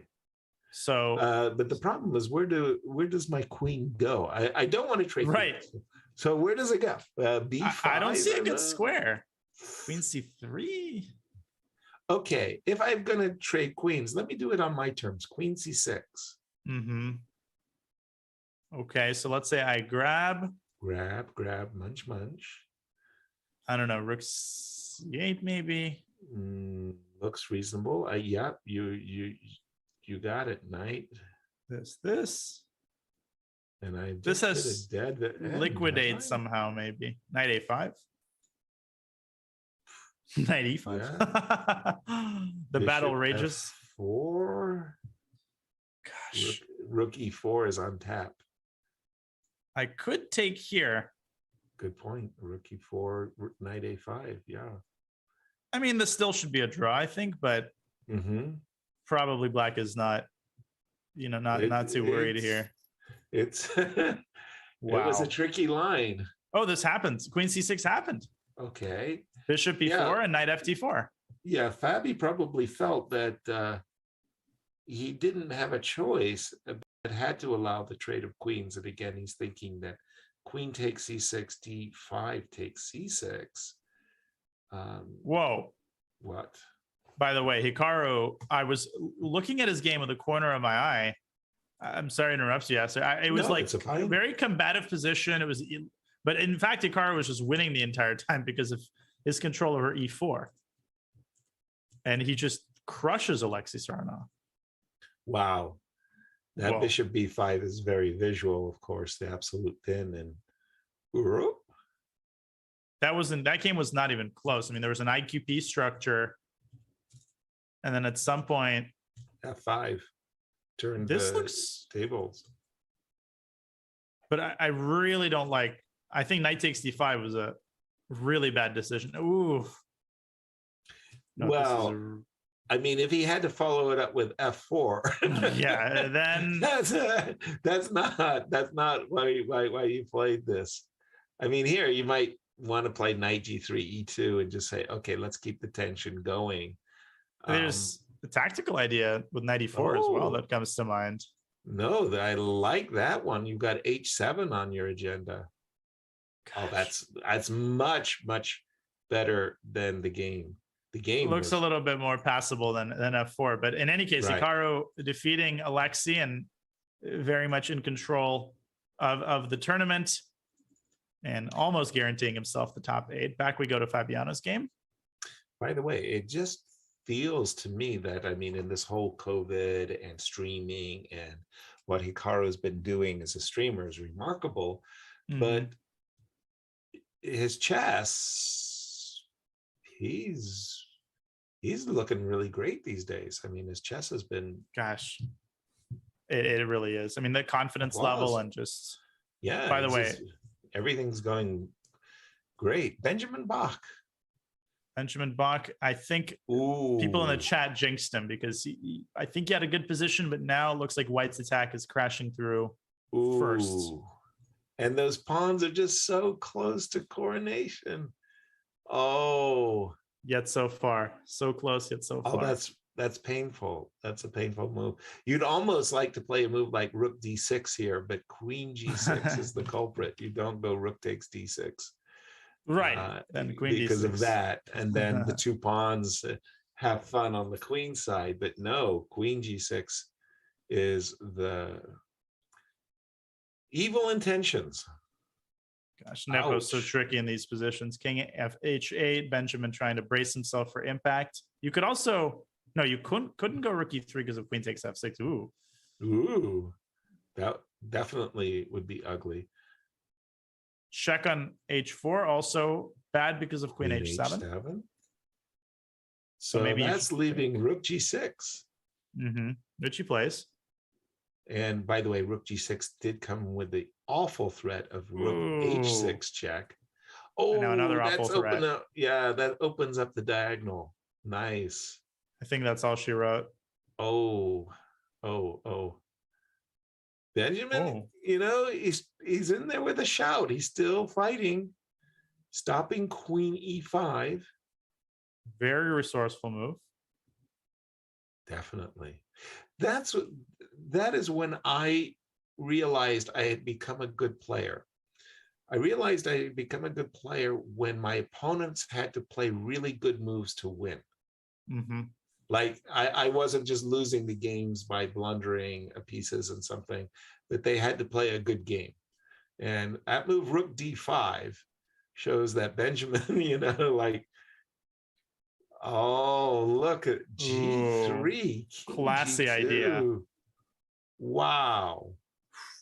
Sometimes and you can't move the rook because of queen d4. Correct. You can't allow the queen on the diagonal. G3, king g2 with the idea of rook h1. Oh man, that's great. That's great stuff. That's like a pilot during turbulence, which is not dangerous, but passengers are freaking out. Pilots just, all right, oh, my orange juice spilled. Let me just wipe it down a little bit. Nepo just doesn't care about any of these pawns. He's just doing his thing. I know. I'd be terrified of the connect pass pawns, but g3, king g2. That's it. Rook h1.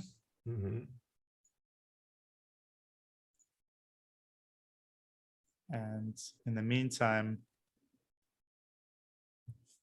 Fabi is up a piece? What? Or am I crazy? No, he is up a piece. How did that happen? 2 knights and a bishop versus 2 bishops. Right. 2, 3. Okay, that is called being up a piece. That is. Really quickly. Oh, walked into a pin. Fell for a cheapo. Oh, and knight takes e1, defending the bishop with the queen. Oh, no. Blunder by Demchenko. And the b3 knight couldn't be scooped up because the bishop on f4 was hitting the queen. Right, but it's not over yet. This is hard to untangle from. True, but it should be bishop to d4, threatening queen g7 mate. That's very important to point out. The bishop no longer defends the g7 pawn. And the other knight comes to b3, yeah? Yeah, I was about to say, but I still got to untangle though. No, but this should be winning. But how exactly? This is weird. Right? Yeah, how exactly? So if I was about to say putting yourself into a pin. No. Should I be playing for h4? Ooh. What? Knight ft2, bishop c2. How is Demchenko? It's like he has less pieces, but it's almost like he has more pieces. I know. It's like crazy. I had this game with Gary Kasparov from Shaleftio. I'm a piece up. And Gary's got this kind of positional compensation, what we're seeing on the board right now. And it's like I'm so frustrated, Tanya. Oh, it's terrible. Why am I not winning? And I'm a whole piece up, and it's like just what you said. Why am I not winning? Why is it suddenly so difficult, in fact? Right. It's supposed to be easier when you got more pieces than your opponent. Oof. Now, Demchenko 30 seconds. The clock is a problem for black here. Fabi has made 0 progress. Yeah, ditto that. And I mean 0. He's got queen f7. Okay, queen d5, similar idea. And now knight e4, perhaps? No, it was queen f1. I apologize. Sorry. Oh. Okay, finally he's liberated his knight. Now he's ready for knight e4 and queen f5 check. Ideas. Right. H5. H5. Oh, that's an automatic. That was missed by Demchenko with 14 seconds. No! Queen. Oh, that's the reason you lose the other bishop. Exactly. Oh, Oh, you no. can't move the queen and defend the bishop simultaneously. Queen f3, knight f3. It's over. Fabi's And gonna win. seconds are ticking. Queen takes h5. It's over. Yeah. In no time and 2 knights down. We've got one other game going, Kovalenko against Oparin. And the fact that both of these players have 2 out of 5 is Remarkable. very indicative of this tournament. That goes to show just how powerful the field is. Crazy. Whoa, there goes the d6. He didn't take the d6 pawn. How could you not take the d6 pawn in that situation? And I take it again. No, he didn't take it again. Take the d6 pawn. Oh. He's going to get flagged, or will there be a repetition? Oh, Parn's going to be very careful not to repeat. And he doesn't, and he wins. Oh, my goodness. Wow. Ridiculous. Wow. Ridiculous stuff. Hikaru and Fabi on 5 out of 6. They're on another planet, as per usual. With Nepo, Seirawan, Demchenko, big group trailing close behind. 3 more rounds. Everything yet to be determined. We are going on a minute break. You're watching the Rapid Chess Championship presented by Coinbase. Back with round 7 in 60 seconds.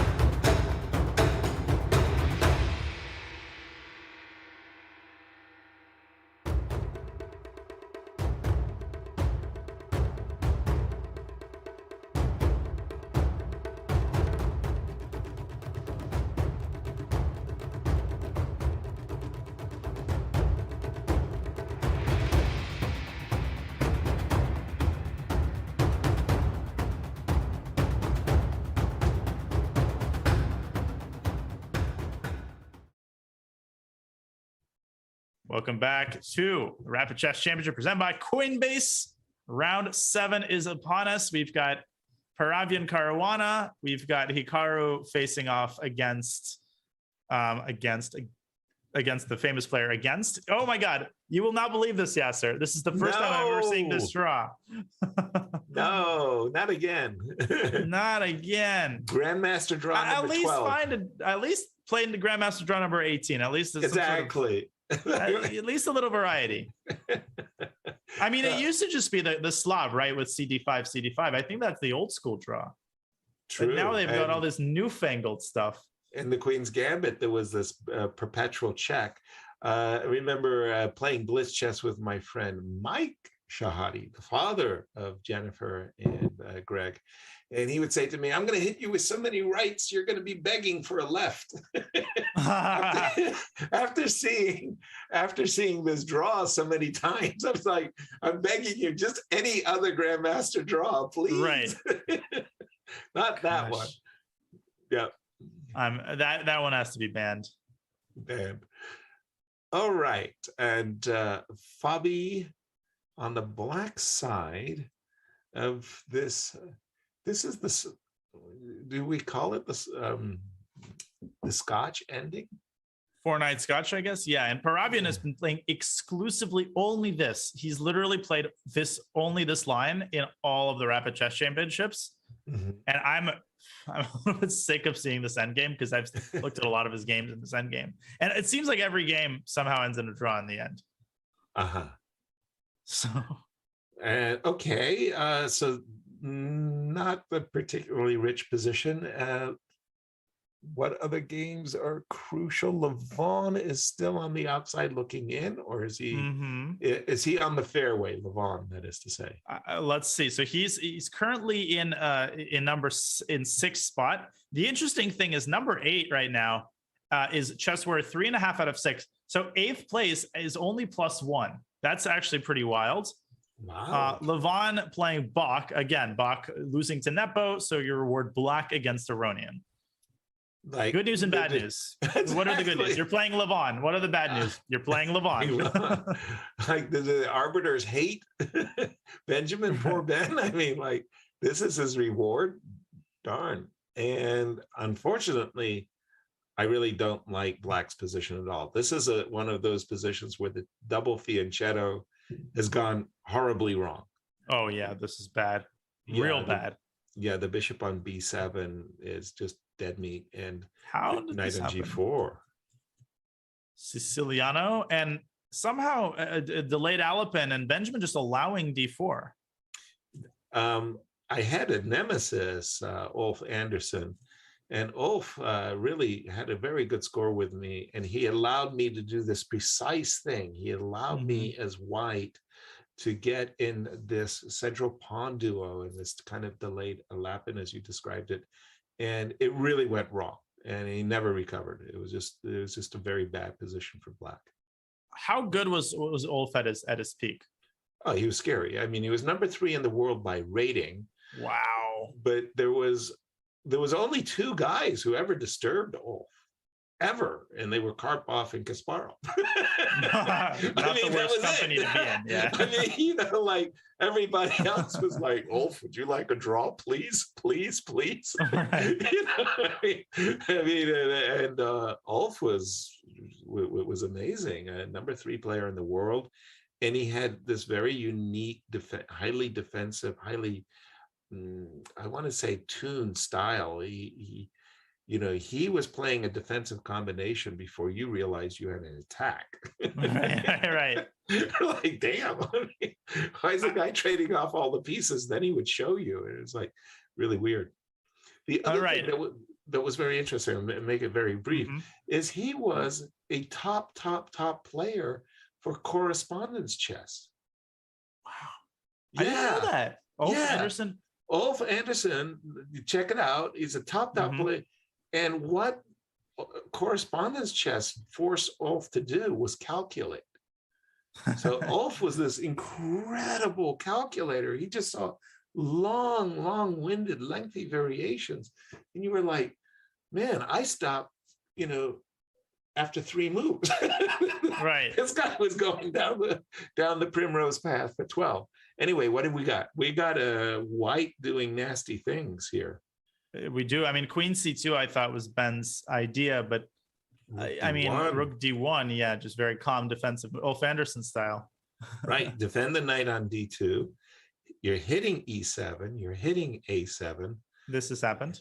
And this is a temporary initiative that Black has.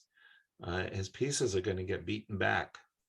Like, you're going to probably have to play G5 and then A6 or something of that nature.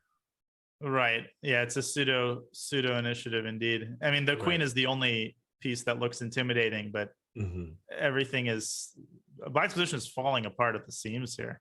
Yeah, and it's weird because at first it doesn't seem that bad, and intuitively you're looking at the queen on C2 and saying, like, how do I follow up? Like, where's it, the initiative? And then you start thinking to yourself, well, the bishop on B7 is not contributing.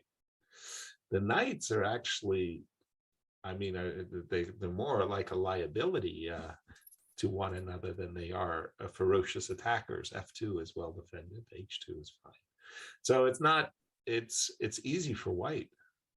Easy for white to play. I like these positions where you don't realize, at first how bad it is, and then it just sort of slowly dawns on you. For some reason, this reminds me of this story. I think I don't know if this is apocryphal or real. I'm sure you've heard this story. It's about, I think, Bobby Fischer. I'm sure I'll butcher this. In a hotel room analyzing a game with his pals. I think this was at the Olympiad. And at some point, like, Bobby bursts out laughing and he can't stop laughing. It's hilarious how dumb his opponent's move was. And all of his teammates start laughing, even though none of them can understand why the move was bad. Right. They don't want to look dumb themselves. Let me jump in there. So the idea was, Bobby's playing in the Olympiad in Havana, and Bobby's got a suite. So after the round, everybody comes to his suite because what was really cool, according to Robert Byrne, was Bobby would show his games and he would analyze them. And it was like the greatest treat of the Olympiad to watch Bobby explain what was going on. And then what happened was, there's a downside to analyzing with a genius, according to Robert Byrne. And the downside was that nobody on the team wanted Bobby to think that they weren't good players, right? Mm-hmm. So Bobby shows the move the guy made, and Bobby, in New York fashion, calls, his opponent a pizza. And now the pizza plays this, right? Mm-hmm. And as Bobby's making the move, he starts laughing. He starts laughing. He plays this, and he falls on the floor, and he's doubled up, and he's holding his stomach, and he's laughing.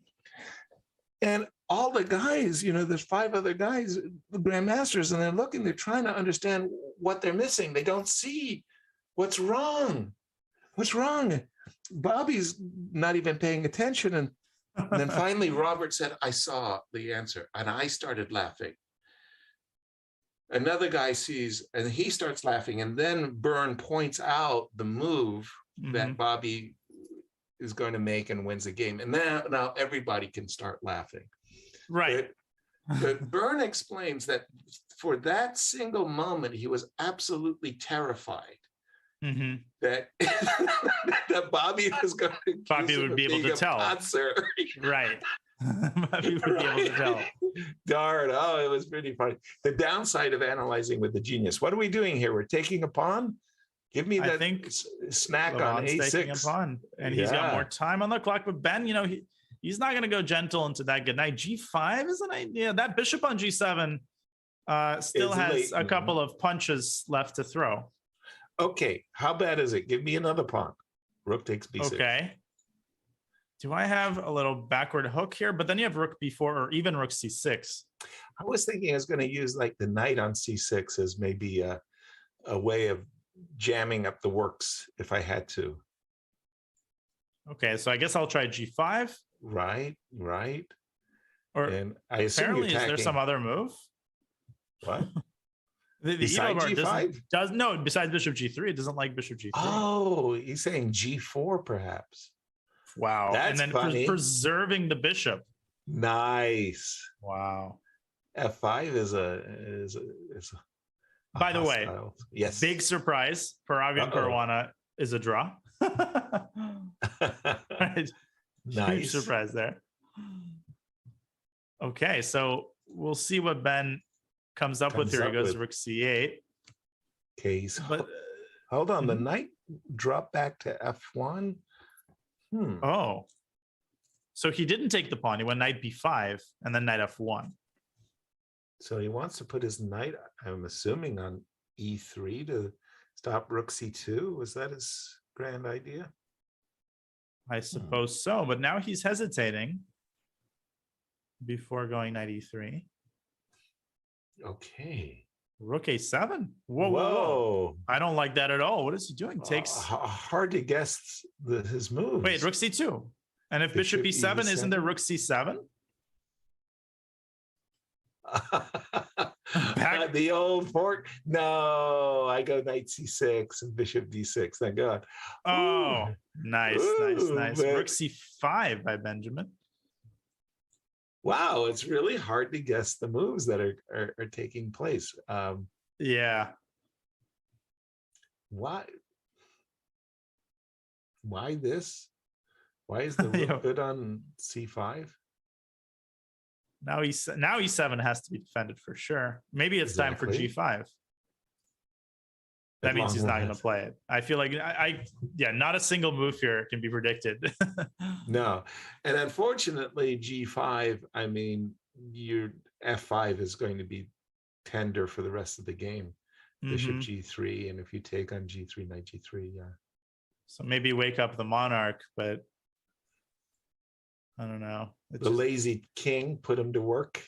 I mean, might as well. It's just the only piece that's standing idly by. Yep. Are we worried about rook A1? And that might. It's only a mate threat. It's okay. Rook A7 also. Easy for you to say.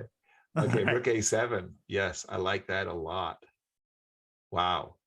Okay, white is beginning to take over the game. I mean, I keep saying it, but maybe it's time for g5. One of these days, Yeah. you're going to be right. Be Thunderous careful. applause. Exactly. Okay, so takes. What will I take with? Unfortunately, the very desirable knight d3 is going to allow knight to c6, and that will stop the rook. It will freeze the rook on c8 from play, and e7 is hanging. So that's the problem with knight d3. The four horsemen of the apocalypse won't be able to pull this knight out of c6, especially if a pawn lands on b5. Exactly. Exactly. No, I think I once had a knight like that against Nigel Short, knight on c6. It was in the Phillips and Drew tournament in London, and brought me victory. It was like I mean, as far as knights go, that was easily one of the best nights of my career. It's such a powerful piece. It's remarkable. A knight on an outpost, and the other knight is also on an outpost. Okay, if nothing else, I was about to say, just lock in the queen side a little bit. I'd love to get in all of these tidy little moves like g3, king g2, h6, of course, is on my menu. I mean, I would play b5 here with black in a heartbeat, but now you can go after that pawn. Rook b7. If you want. And again, at some moment, e7 is hanging, so that, but I would like to include the moves g3 and king g2. Yeah, I like that a lot. I think that's yeah. This feels over. Any other interesting games? So Seirawan is still playing. Okay. Sorry, which game were you thinking? No. This is fine. I just was thinking that the game we were watching was a little bit one-sided. No, but Levant's gonna win for sure. Okay, so this is rooks draw versus queen. Bet the wall. F7 is F7. Yeah, because F7 is hanging. If you give it away, I mean, the only reason you would give it away is to flag. Right. Have you ever accidentally repeated position 3 times? Yes, and I did it in a position that was really funny. It was like absolutely decisive in my favor, and it was a knockout match against Zvagintsev. Oh, Zvagintsev, yeah. How do I pronounce his name? Zvagintsev. Easy for you to say. It's not the easiest name. But that guy, that's the one. Yeah. He did it. That one, Vadim. Let's call it Vadim. Vadim, indeed. And Vadim, because if I had won that position, then I would win the match. We went into tie breaks. It was during the very first world knockout. I want to put it like that, in Groningen. And I had just won a few matches, and I beat from the Ukraine. How come I can't remember his name? Grandmaster? Yes, the top grandmaster of the Ukraine, Ivanchuk. Seal. I had just beaten Vasil, and so then comes Vadim, and I've got this nice winning position. I think, okay, I'll just make an extra move, and it had occurred from a previous position, and he was sharp enough. He saw it immediately. Yeah. Right. Yeah, it was like a dream come true for him. Whoa. I'm beginning to like white here. Alexei should have repeated. There's no way white's losing this game, because there's no the pawns are no threat. And this is easy to play in time pressure, because you can make a lot of safe pre-moves. Every single piece is defended by another piece. Right. Black's only trump card here is the e-pawn, but obviously you can also get mated here. I was about to say, that wasn't rook g3 check and rook takes h3 check on the agenda there? And then back to whoa. Rook h2. Oh, it's over. you're going to step back with your king, and there's nothing black can do about it. Exactly. What a total, complete self-destruction there by Alexei, who got too ambitious. He looked at White's clock. He felt the saliva trickling down. 45 seconds. Just got to make a couple more moves. Should have repeated. Two rooks. Yeah, those two rooks just. And he pre-moved King G2. That was a funny thing to pre-move. Queen D2. You can't play King G2. So yeah, that's a good pre-move. King G2. That's very nice. Now this is not two rooks. Dulles. I wonder what Dulles means. I mean, it would be quite the misspelling of the airport in Washington. Right? The Dulles airport. Okay, so Queen versus Rook. I mean, this should be a very easy win in the context of. By the way, King F5. That's right out of the Paul Carez chapter in there was a series of books that were translated by from the Soviet Averbach series, and that King F5 was right out of the chapter by Paul Carez. This is nice. Yep. This is how you win. You're threatening mate on D8. No stalemate. Rook, no stalemates. It's over. Nice.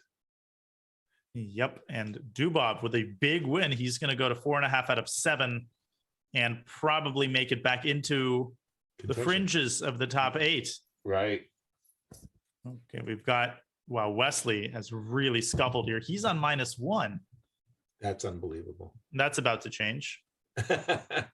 No, he's not. We saw him with 1 out of 3, and I was thinking to myself, what kind of a tournament are we calling? Wesley So? He's, and I apologize. I think actually he's not on -1. He is, he was 2.5 out of 6. Unbelievable. Now he's on 50%. Now we have Sasha Kosteniuk trying to flag Raunak Sadwani, but who's flagging who? Kosteniuk is good but bullet, but Raunak is devilishly fast. She's got to pre-move everything. She's too slow. She's taking a second per move. Yep. Raunak's gonna win. Wow. Too little, too late in terms of the pre-moves. Oh, that's a heartbreaker. Oh man. Just especially after I feel so sad for that sucks, but it's part of the game. It's 10+0. There's no increment. And heartbreaking loss for Kosteniuk there. That concludes the games from round 7. We've got two more crucial rounds to go. We will recap the standings and talk more when we come back. But first, 60-second break. You're watching Rapid Chess Championship presented by Coinbase. Back in a minute.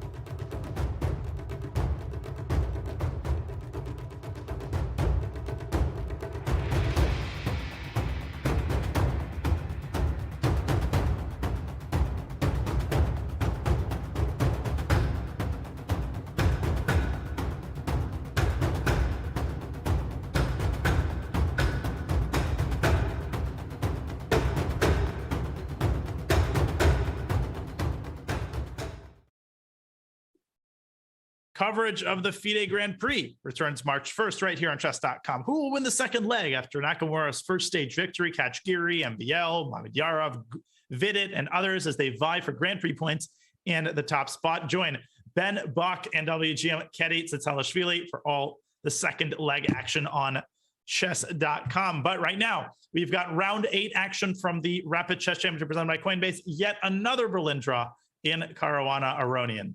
Yeah, sir. we're begging for a different grandmaster draw, aren't we? Right. We are. As the players seeking to secure their top finish in the top 8, because that's what it's all about. I mean, sometimes these qualifying stages can be a little bit annoying because of that type of a draw. But it's what the players need to do. They just need to finish in the top 8. Yeah, it's, there's a downside to the format, and you can totally understand it from the players' perspective. And obviously, this is all setting us up for tomorrow's festivities, when the Berlin draws will be greatly reduced, and the price you pay for drawing with white will increase. Exactly. Now, having said that, we do have a full-fledged game in front of us between Anton and Hikaru, and I was about to say D3, D5, or D3, D4, with the idea, get ahead of myself, of clamping down. Certainly, I'm finding this position very attractive for white. I don't like how Hikaru has handled the opening here. Now, that doesn't mean anything. He can win a -7 position. He can turn it around in 2 moves. Right. And again, we have the F file. It's the same old drill with the knight on A5. Yeah, it blockades the pawns, but it's also kind of out of commission for the time being. Exactly. Rook C1. Demchenko very methodical here in improving his position. Indeed. I like these little building moves like Queen E2 as well in the position, but definitely I really love white's position. I want to put it that way again. Queen D3, Queen E2. And even though for the moment you're not exploiting the fact that the knight on A5 is offsides, it's the fact that it's offsides for a long term. It's not so easy to get that knight back into civilization. No, it's not. I mean, even if you bring it back to B7, wherefore from there? Yeah. Just don't go Queen D2 now. Oh, that would be painful indeed. I find it a little surprising that white captured on C6. I agree. I was also surprised. I would have played Queen D3 a la tempo with the idea of maybe knight D2 just to keep the knight on A5 bottled up for as long as possible. But okay, he has his ideas. Rook C3, maybe with the intention of Queen C2. Maybe he felt his queen would be more effective on C2. And Hikaru, for his part, definitely, I think, getting the bishop to B6. I mean, I don't think it's going to C7. Yeah, no, that's a big deal. Just so that you actually have ideas of not only just defending the knight, but you do have ideas sometimes of playing D5 and or E5 with the bishop on tickling the F2 pawn. Again, I still like white. Maybe not as much as I did a moment ago, but this has got to be great. But the clock situation, Hikaru with 9 minutes. Yeah, that's the other thing. You take your time building up a nice position against Hikaru, and then you got nothing to show. You're damned if you do, damned if you don't. It doesn't matter how, but he's gonna get you one way or the other. Okay, here again, I'm trying to keep the knight from ever getting back. I don't know, knight B7, knight D8, something. So I would probably play rook F1 to C1 myself at this moment, just to again keep black honest, not allowing him to move the knight. Yeah, I mean, it's not easy for black to make a move here. I mean, black can pass the ball back with Queen E7, for example, or King H8. Although King H8 might actually be counterproductive. Could walk into Knight H4 ideas. This is a bad sign. Like, you can't even find a waiting move. Yeah, right. Your waiting moves turn out to be really bad ones. Speaking of waiting moves, by the way, for white, it's easy to see a lot of useful moves. I can imagine that King H2 and Knight D2. Swing the knight to E3, for example. I find the knight maybe better placed on E3. Again, to keep this knight on A5 offsides. But it's not that easy for black to do constructive moves. No, I mean, Hikaru went Queen D8, and he might be going right back to D7. Just riding the elevator up and down. He goes Rook D7.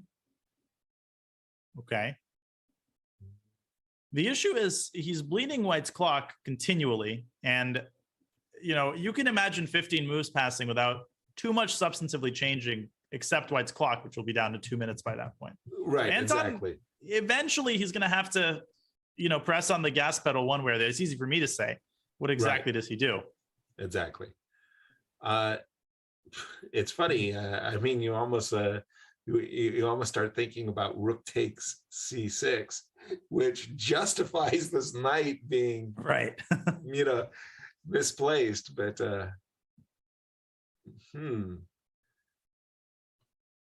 okay, rook to d3. I kind of like this move, but again, I'm thinking that my knight on f3. It's okay, but it's kind of locked in. It's like g5 and e5 squares aren't great. I can't jump to those squares, so I'm looking for a better square. g4, e3. Yeah, maybe h4 maybe at some point. f5. Yeah, there you go. Now we're talking. That's a nice square. But the issue is knight h4, king h7. Hikaru was not born on March 4th, 2022. He's not. Oh, where's this knight going? I wonder. I guess. Well, knight okay. d2. I was about to say knight h4, king h7, queen c2 might have been a little bit. Ooh, this is okay. There we go. Bishop e5. Oh, this is inviting bishop in a heartbeat and a rook g3. I guess that's the dream. And bishop c7 would weaken the c5 square. Okay, Demchenko goes for rook e1, which also makes a certain degree of sense. I like the rook tickling the c6 pawn. True. I'm a pawn grubber, so I like keeping an eye there. But okay, bishop e5. Every fiber of my being is calling out. Yeah. On the subject of pawn grabbing, I have a quick funny story. I remember many years ago, like I was reading through Chess Life magazine, and there was some article, and some GM humorously mentioned being part of Pawn Grabbers Anonymous, like when he exactly. And then the next month there was a reader submission, which in all seriousness asked if this is a real society and how one could join. How does one join? Well, first of all, you got to admit that you have a problem. Exactly. I mean, you got to be willing to take all 12 steps. Right. Grant me the serenity to change the things. Yeah. Exactly. You got it. So pawn grubbers, yeah, that's pretty funny. All right. So we have more transformations, none of them good for white, I think. All of a sudden, what I wanted to say is that c6, c5, when white played rook on c1 to e1, that was a wonderful liberating move from black's point of view, because now suddenly knight c6 is on black's agenda, amongst other things. But how does he do it? How is black already better? It's gone. The advantage just like is that. Gone. Yeah. Normally, when you think about a defensive process, it's like a laborious, you build it up slowly. With Hikaru, it's like an instant turnaround. It's like he was never worse to begin with. Right. None the worse for wear. And look at this. Knight b4 is a tricky trap with a fork against the queen and the rook. So you have to do something like this, and now rook e1, and pieces are going backwards. Right. King gets off the diagonal, so you can play d4 one day, and it's easy to say that black's passed pawn is the most meaningful pawn in the position. Crazy. Right. I mean, white's definitely not worse, maybe even slightly better, but it's all comparative, and comparatively, I think the worst is behind him by a long shot. Agreed. Takes and rook d7 even. Yeah. I mean, I would think about trying to make a draw if I'm Anton, because Hikaru will bleed your clock until there's no blood left. He's going to bleed it all the way down. Right, exactly. Even worse. No time on the clock. Would you be playing a7, a6, Danya, yourself? Yeah, Probably throw it in. just to get the pawn off the dark square. Yeah, you definitely don't want to allow white's pawn to reach a6. And then you could always defend it with rook. Okay, it goes queen e6. Okay, At this point, I think black is playing for a win, knowing Hikaru. Ooh, that's a nice move.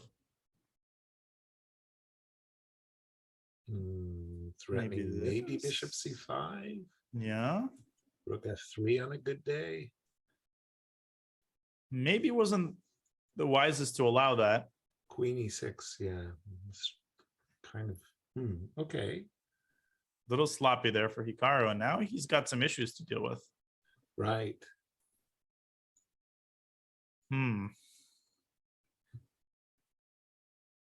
What to do?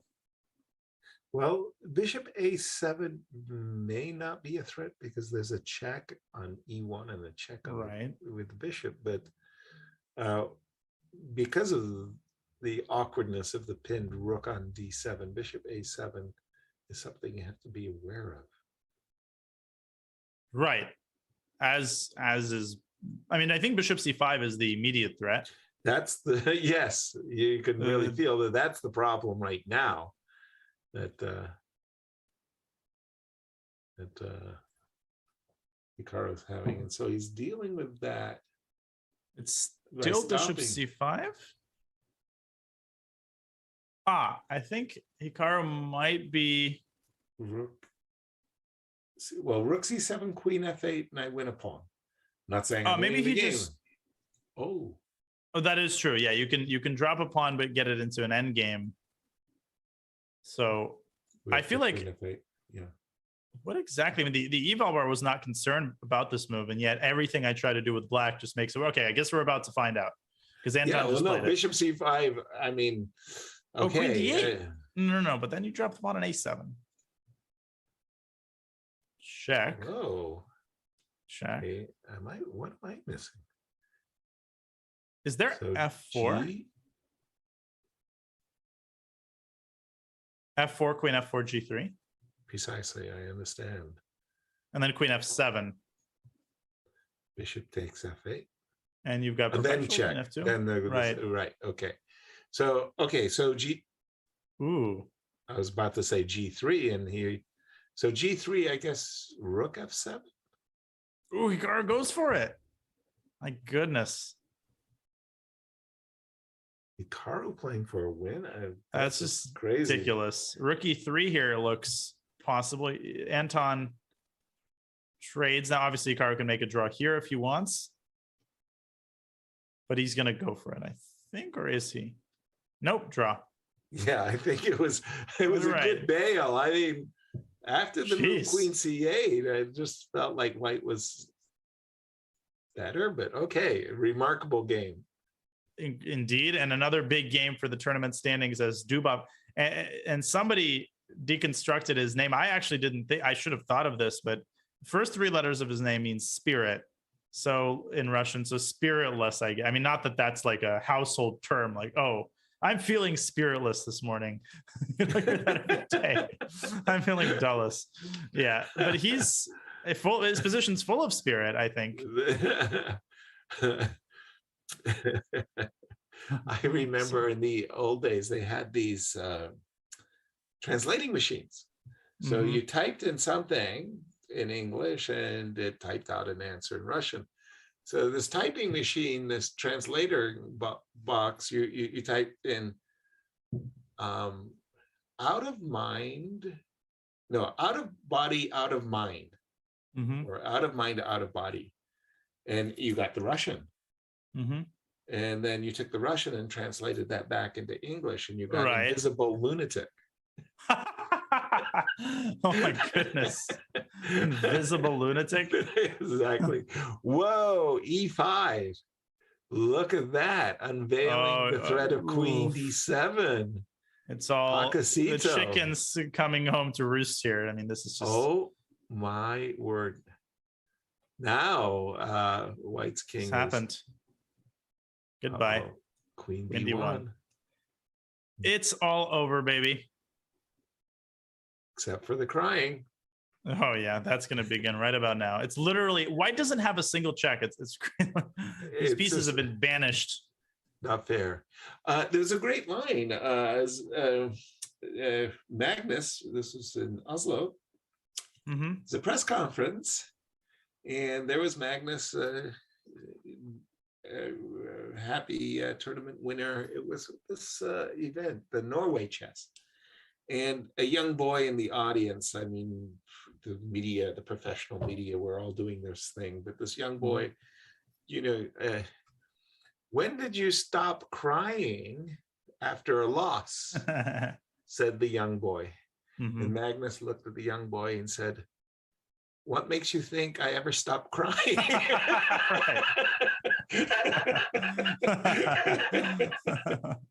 Which is very nice. Very nice. It's a good one. Right. What's going on here? What is this? Well, we've got Pankratov against Parham.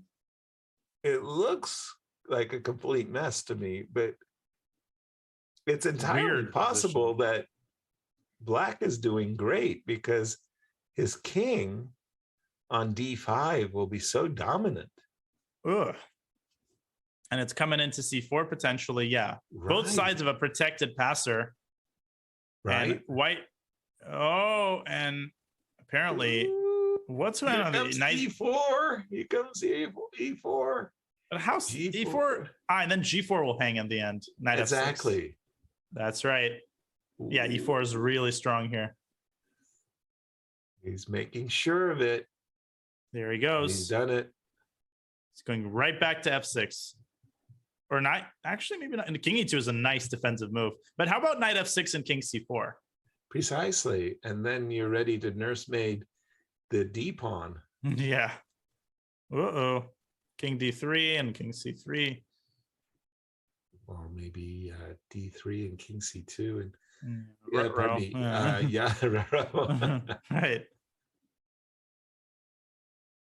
Oh dear. No, this is sad. I mean, even King C3 was winning there, quote unquote, falling into the trap. Should be fine. Exactly. Bishop E5 check, King C2, and it's a touchdown. There's no worse feeling than all of your opponent's pawns being inaccessible. They're all in the light squares. In the Northwest, we would call it a septic bishop. I mean, it's just it's so bad. Indeed. Nice finish there by Black. I liked his technique. And Parham, that was a huge win because he has moved into number 8 with 5 out of 8. Fabiano and Hikaru still atop the standings with 6 out of 8. They're basically through, but a big group with 5.5 and 5. We're down to the last round. There's still so much yet to be decided. The top 8 spots, almost nothing is certain. So please do not leave. The best part is still to come on the other side of this break. So you're watching the Rapid Chess Championship presented by Coinbase. Round 9 out of 9 coming up in just a minute.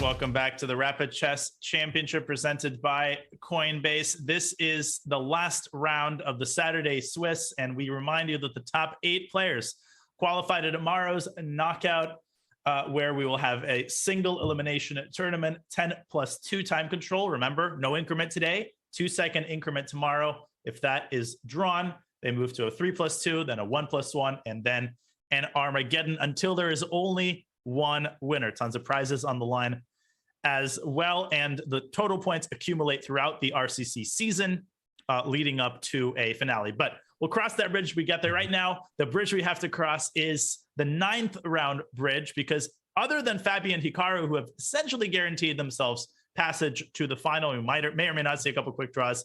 Yeah, sir. Lots of players need to perform in this last round. It can be only one. Oh, yeah. Exactly, Danya.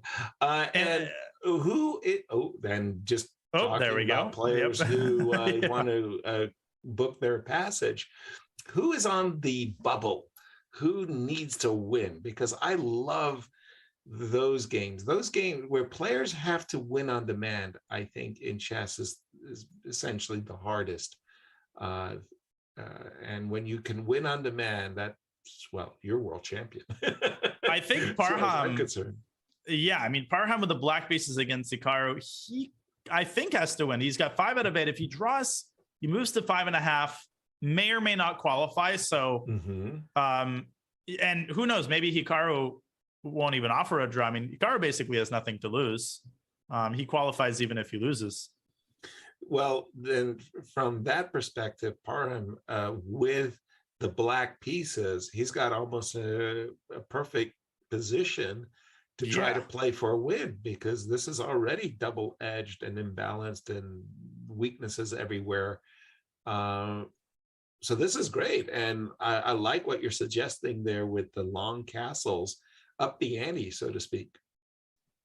Yeah, I mean, castle long, and yeah, as you said, if you want, as insofar as you want a position with chances, this is as good as it gets. How about bishop b4 check, Danya, with the intention of knight c5 also? Right. So you can't really, do you have to move the king? That's what I was wondering. I mean, he goes queen a5, so similar idea. Similar idea. Essentially, you don't really want to put, you can't put the knight on d2 in the way, because d3 pawn is hanging. The bishop on g6 will clip it off. So king e2, and again, from Black's point of view, this is the best he could possibly hope for. Everything to play for. Back to d8 goes Parham, essentially forcing the trade. I don't know about that. Queen on a5 looked nice. Okay, now he's also losing the ability to castle queenside. Yeah, for the time being. I'm wondering how effective. Yeah, I'm not pleased with the queen a5 d8 move. I mean, castles really felt better. Okay. Yeah. Ooh. And wow. Hikaru. Whoa. Hikaru. He's just Hikaru. How many people with their king in the center would have gone d4 and blasted open the position? And bishop takes d5, Ulf Anderson style, just right. Trade everything, and he's got a good position. IQP blockade. Crazy. Speaking of last rounds, by the way, I have a story I remember during the break. I'm sure you have your own last round stories, but I've got a lot of scars. Parham, by the way, offered a draw with Hikaru declined, which is totally understandable. But there was a last round tournament in Spain. I'm playing an IM in the last round, and of course I want to play. I'm nothing really to lose. And at midnight, I think I think he was out of norm contention as well. Okay.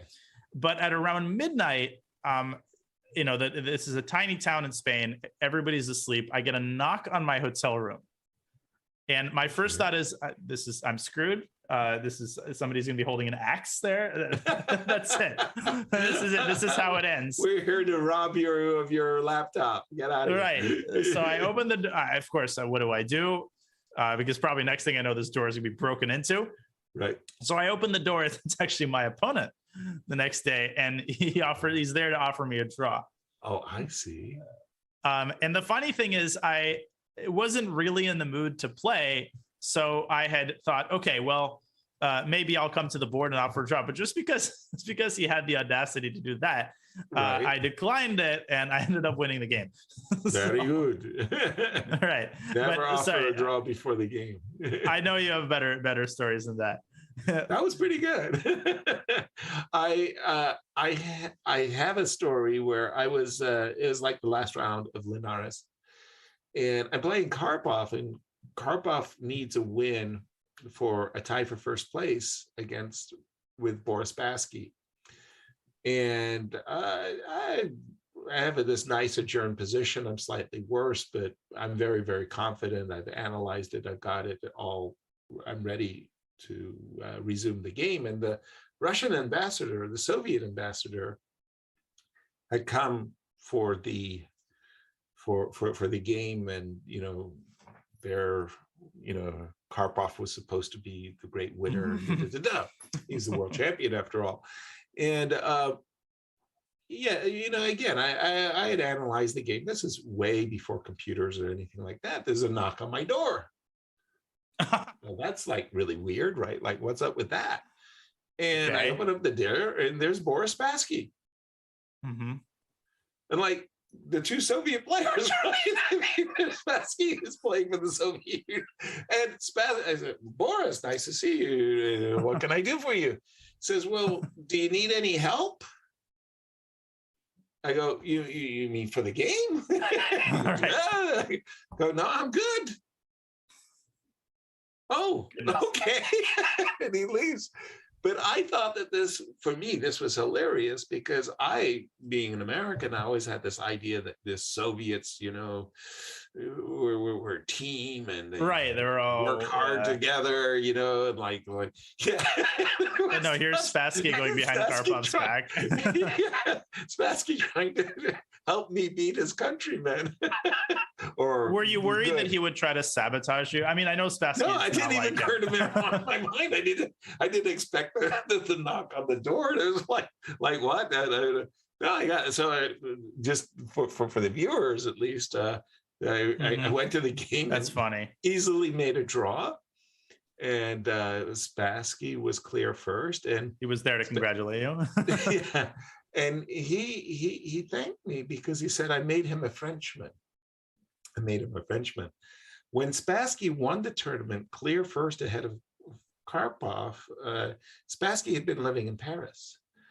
Mm-hmm. And the Soviet state took away his sports pension, not a pension, his sports stipend. Yeah, because he had finished ahead of Karpov, and that wasn't what he was supposed to do. Right. And Spassky was so outraged that he says, that's it. I leave the Soviet Union and I go and play for France. Mm-hmm. So the fact that I stopped Karpov from tying for first, Boris says I made him a Frenchman.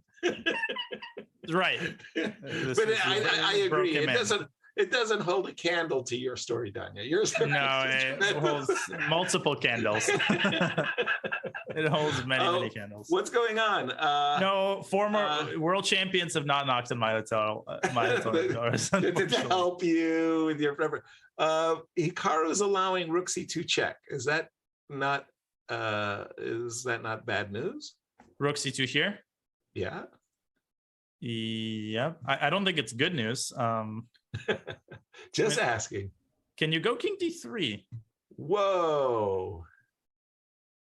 And then close your eyes and make the sign of the cross.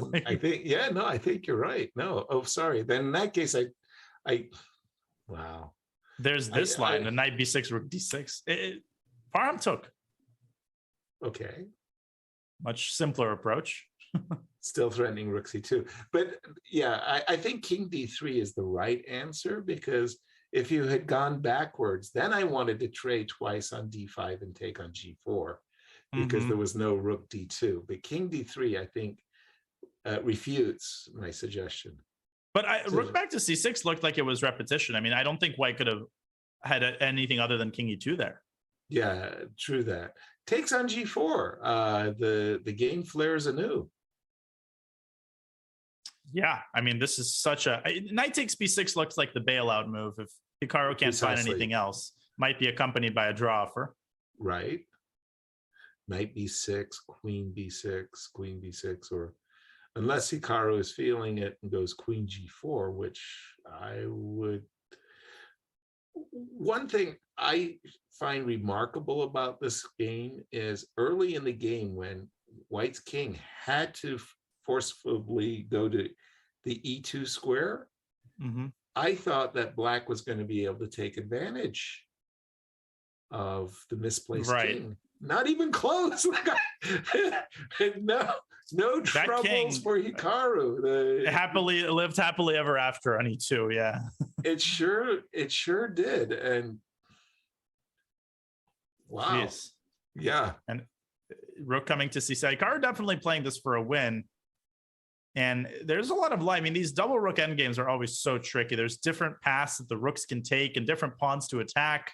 And rook c7 looks very natural here, at least to my eyes. For Definitely white. Tickling the g7 pawn, maybe on a good day, doubling rooks on the 7th so that you can hit g7 and set up a mating threat. Okay, so he decided to hit the pawn first, induce b6, and I like this move a lot from the perspective of you've immobilized and tuned the rook on b4. Yep. There's no rook b6 to f6. So provoking Black to pop the pawn on b6, I think, was excellent. Shall we pop into the Nepomniachtchi bar and grill real quickly? So, see what he's cooking up? He's cooking up an extra pawn, but I think a draw is on the cards. Yeah, it's a very, very reduced material, isn't it? Rook to d7. Yeah, white just needs to find a clean way to win this pawn back. Rook g4 check has to be monitored, but it's not dangerous because of king e5 there.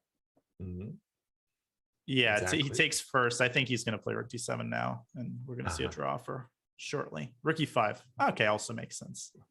Definitely. Yeah. So this one's going to be a draw, and I think that's good for both. Parham is right on the cusp, as is David Paravian, who's got 5 out of 8 as well, and he's facing off against. No, that was his old game. He's playing Demchenko and winning. Whoa! Oh, that's a big win on demand and knocking out Demchenko, who's got 5.5, who probably won't qualify. Ooh, I love those games where you can win on demand. And look at this king on a6 is just so powerful. You were showing me this one endgame a moment ago, the Scotch ending where the bishop, controls f5. Here, the bishop on d3 is just great. Wow. And David playing it again and, silences the haters, including me. He's like, no, I don't just make draws in this endgame. Thank you very much. Nice. So let's get on with business. A4, b5, rook c6, and just cement. Cleared for takeoff. Right. Exactly so. Wow. Big win there. Back to Hikaru for just a quick second. Ooh, this is heating up big time. Oh, he was threatening some kind of a mate. So he was threatening mate on h8. And that was why g3. That rhymes. What happens after f3? Parham didn't take the bait. What about f4? Okay. He goes check. Does he want f4 after? First of all, Parham has rook h6. And I think he might even have to go rook h6. Rook h6, can I go rook h8 to g8 in that case? Ooh. Setting up some kind of nasty evil intentions. Yes, that is. Check. That's brutal. Whoop. Stopping the pawn. That's brutal. Nicely done. Yeah. So this is I think, is Black losing? Again, just like that. It's like an equal endgame. And literally 3 moves later, it's resignable. It's virtually resignable. I'm still having trouble here, though. Help me out. King g4, clear the cobwebs. Rook f5. And if rook g8? Rook b3. I'll take it, and then I'll go king f3 at the end. You sure? You got me. Yeah, I feel like this combination of the weak king with White's advanced pawns. You got me. That's nice. f4. Yeah. This idea was missed by Parham. His time ticking down, fading. Mhm. Looks like he's not going to make it. Wow. Just incredible. One of the things that really stood out for me about the 2018 match, the World Championship match in London between Fabi and Magnus, was just the severe difference in their rapid chess skills. And I really feel that after that match specifically, Fabi understood that he was going to have to really dramatically, in fact, improve his rapid skills. And I think he's done that. Is that fair? Oh, without question. And he has been on, by the way, the win here, King F2, King H3, Rook G5, and Rook H5, I think. Yeah. Boom, boom, boom, boom, boom. And then the other rook stops the pawn. So that's just so unfair. I think this is exactly what's going to happen. There's always, Hikaru always has something up his sleeve. But no, there's no question. And he's won 2 RCCs now in a row. But even before that, yesterday, he didn't make it in the bullet match, but he played Andrew Tang.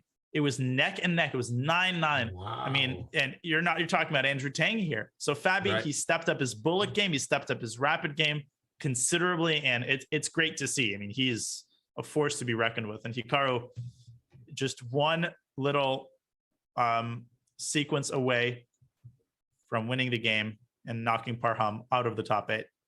Wow. Yeah, because it just feels to me, I've watched it in the Grand Chess Tour, I'm watching him here, and it just feels to me that Fabi's a different player than 2018. It definitely feels that way. Yeah, it definitely feels that way. And his time management is so much better. He's fast with the mouse, and his time scrambling as well has improved tremendously. He's just not that easy to flag now. Not easy at all.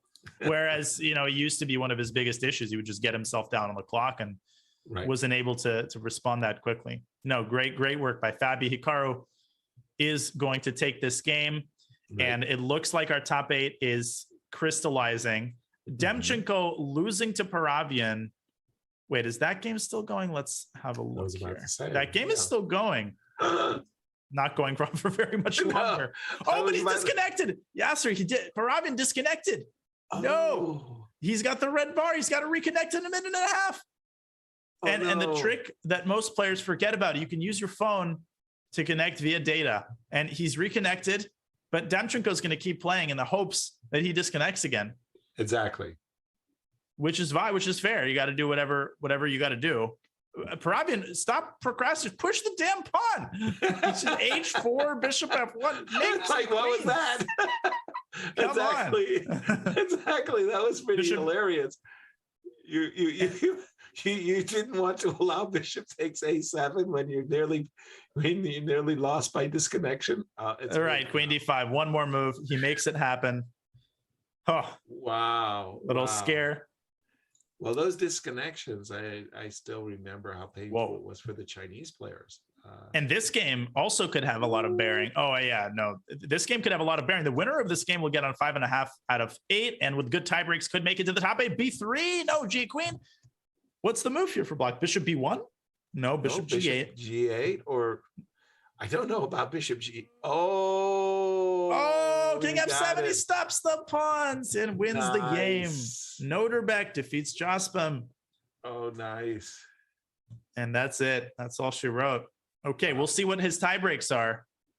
No stalemate. The tournament is over. The standings are final. Let's have a look. Okay, so we have Hikaru, Fabi, and Jan and Levon. Dubov make the top 5. Okay. Paravian, who beat Demchenko, number 6. Demchenko, number 7. And Noterbeck made it past to number 8. And he's actually the only one other than Demchenko with 5.5 out of 9. So with this win against Jospin, he makes it to number 8. And he will face off against Hikaru Nakamura in the first part of tomorrow's knockout tournament. Bach, almost just on the outside, on the bubble.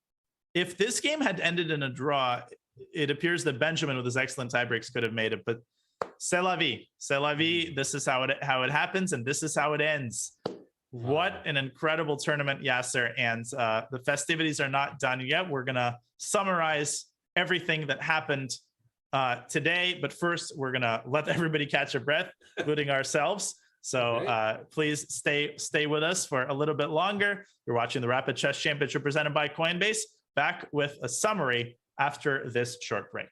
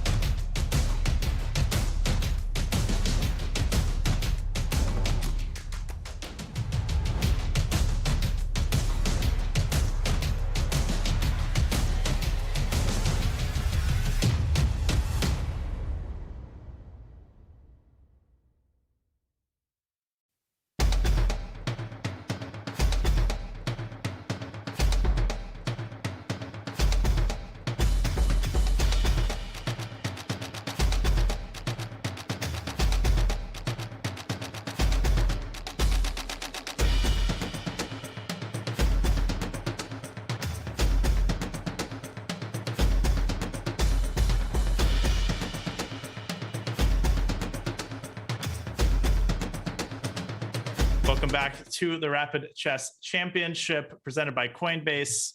Well, all of the rounds are done.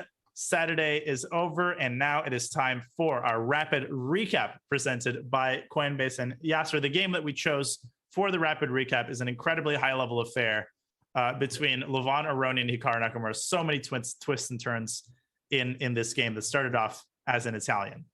No question about it, Danya. And it was a really, really high quality game. And for a 10-minute game, you think to yourself, wow, these guys are just so good. I remember when we first flashed to the game, we saw a rook on e2. Yep, there it is. Like, how did a rook get to e2? Hikaru playing knight g4, kind of inducing rook e2. But things calmed down pretty quickly. I mean, so knight d4, trading off the knights, which you pointed out is generally comforting for Black, given that Black's central pawns are now pretty mobile. But okay, Levon gets his bishop out to g5. He puts his rook back on e1, and okay, things kind of have calmed down here. But then Hikaru goes absolutely nuts after bishop e3. Yeah, exactly. The game it flares anew. Boom, boom. h5. Let's go. Boom, boom. Yeah. And right. Let's put it this way: not totally sound, but we have to commend the fighting spirit. Entertaining, and I still recall it was just such a fabulous game. It was from the Berlin candidates where Levon Aroni fell under a kingside pawn storm by Vladimir Kramnik. Oh, that game with rook g8. Wasn't that great? I mean, so maybe inspired, whatever it is, he kind of goes for it. But Levon, I mean, he reacts very well to action in the flank. You respond with a shot in the center. He goes d4, putting on the table the very terrifying prospect of a queen trade, which Black certainly doesn't want to allow. So Hikaru had to withdraw his queen from the d file. Here comes Levon's queen. In it goes. And after, okay, you pointed out this queen h6 move, which is definitely a possibility. Levon going for the direct central strike. And at this point, it seemed like things were slipping away from Hikaru. No question about it. I definitely felt that it was one-way traffic. And with this move, f4 and the two bishops, White was the one dictating. Yeah, I mean, Levon continuing to push his central pawns, e5. There might have been a couple of inaccuracies at this point, but essentially he preserves massive pressure. He doubles rooks on the e file, and keeps making improvements, tickling the rook, getting his queen to a better spot, hitting h4, and then with dropping his bishop back and trading off Hikaru's good piece. So queen domination here. And again, it just feels like so many grandmasters in the world would be just like, we'd be riding their epitaph at this point, saying, you're not coming back from this dominating position by White. Here was where we said, okay, it's good, but exactly how are you going to win it? Levon comes up with a genius plan. If you had the idea to put your rook on b6, all right, from e2 to b6, how do you get there? Pat yourself on the back. You're in the world's top 10. b4. B4. So you open the b file, and then what's the point of opening the b? Yep, rook b2, rook b6. Incredible idea. And for a 10-minute game, and the rook on b6 is so powerful along the 6th rank, the pawn on d6. Always e6, always e6, e7 is a threat. And this move, rook b6, at this point, again, like we're calling the game. Yeah, I mean, we thought that maybe Levon could have played e6 sooner than he did. I mean, he played rook b1. Again, here e6 looks very, very strong. But all of a sudden, after rook g6, again, you've done all of the great stuff, but how do you actually win? Right. And the problems, okay, rook takes b7. It looks like Levon is crashing through. And here he makes an incredibly natural move. He goes queen c3 to pin the pawn on e5. It turns out that the only clear-cut winning line was the move d6, which is not easy to play. You have to give up the pride of your position with the aim of getting the queen into the attack. And this is a mating attack, because you can't go to f6, and if you go to g6, you walk into rook g8. So long story short, d6 is crushing, but Levon goes queen c3, and all of a sudden Hikaru's pieces emerge from the dead. Knight f6, and if you play queen takes c5 after queen h5, Black gets tons of counterplay. with H3 on tap too. And it's crazy. Like, yeah, Levon says, let me pull the parachute cord, rip cord. I gotta get out. Yeah, I gotta get out of this.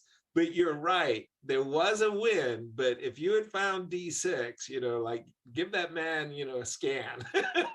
Oh, absolutely. To give up the pride of your position would have been very, very hard for anybody. But there was a mating attack. Great game. Just it was. I give credit to both players. It was really inspired. Phenomenal game. And I'll just add that Levon was down to 30 seconds toward the end. So even though he might have still been better, he definitely didn't want to lose this game. Amazing comeback by Hikaru. So many high-level ideas. And this really just shows why the Rapid Chess Championship is awesome. 10-minute time control, so conducive to high-quality chess. And that was your Coinbase Rapid recap for week 4. Well, with more tomorrow. Sir, more to there's be not just more tomorrow. There will be the knockout tomorrow, and we have our bracket set. We can see Hikaru against Abdusatorov. Tons of great matchups here. Read the Tons of great matchups. And so it's Levon against Dubov, Fabiano against Demchenko, and Jan in a rematch from, I think, week 1, playing David Paravian. Sweet. All right. So lots to look forward to tomorrow. Absolutely. Lots to look forward to. And another thing to look forward to is chess.com's new Classroom feature, which is now live on chess.com. Classroom offers the very best virtual class experience for coaches, schools, and students. You can connect with anyone at any time with native video and voice conferencing. Check it out at chess.com/classroom. And of course, check out more info on the RCC through go.chess.com/RCC. All right. Let me jump in after you made all those announcements. Say, please. Thank you, Danya. Thank you very much. And it was a real pleasure calling the games with you. And I enjoyed myself. So I hope chess.com will have me back and we'll do it again. Absolutely. Yeah, sir. It's an honor. I had such a blast. You're a legend. And I'd like to thank everybody in the chat, thousands of you on Twitch and YouTube, and for our entire production team, heralded by Matt, Daniel Naroditsky, and Yasser Seirawan, saying goodbye, and we'll see you tomorrow for the Sunday knockout. So long. Bye, everyone.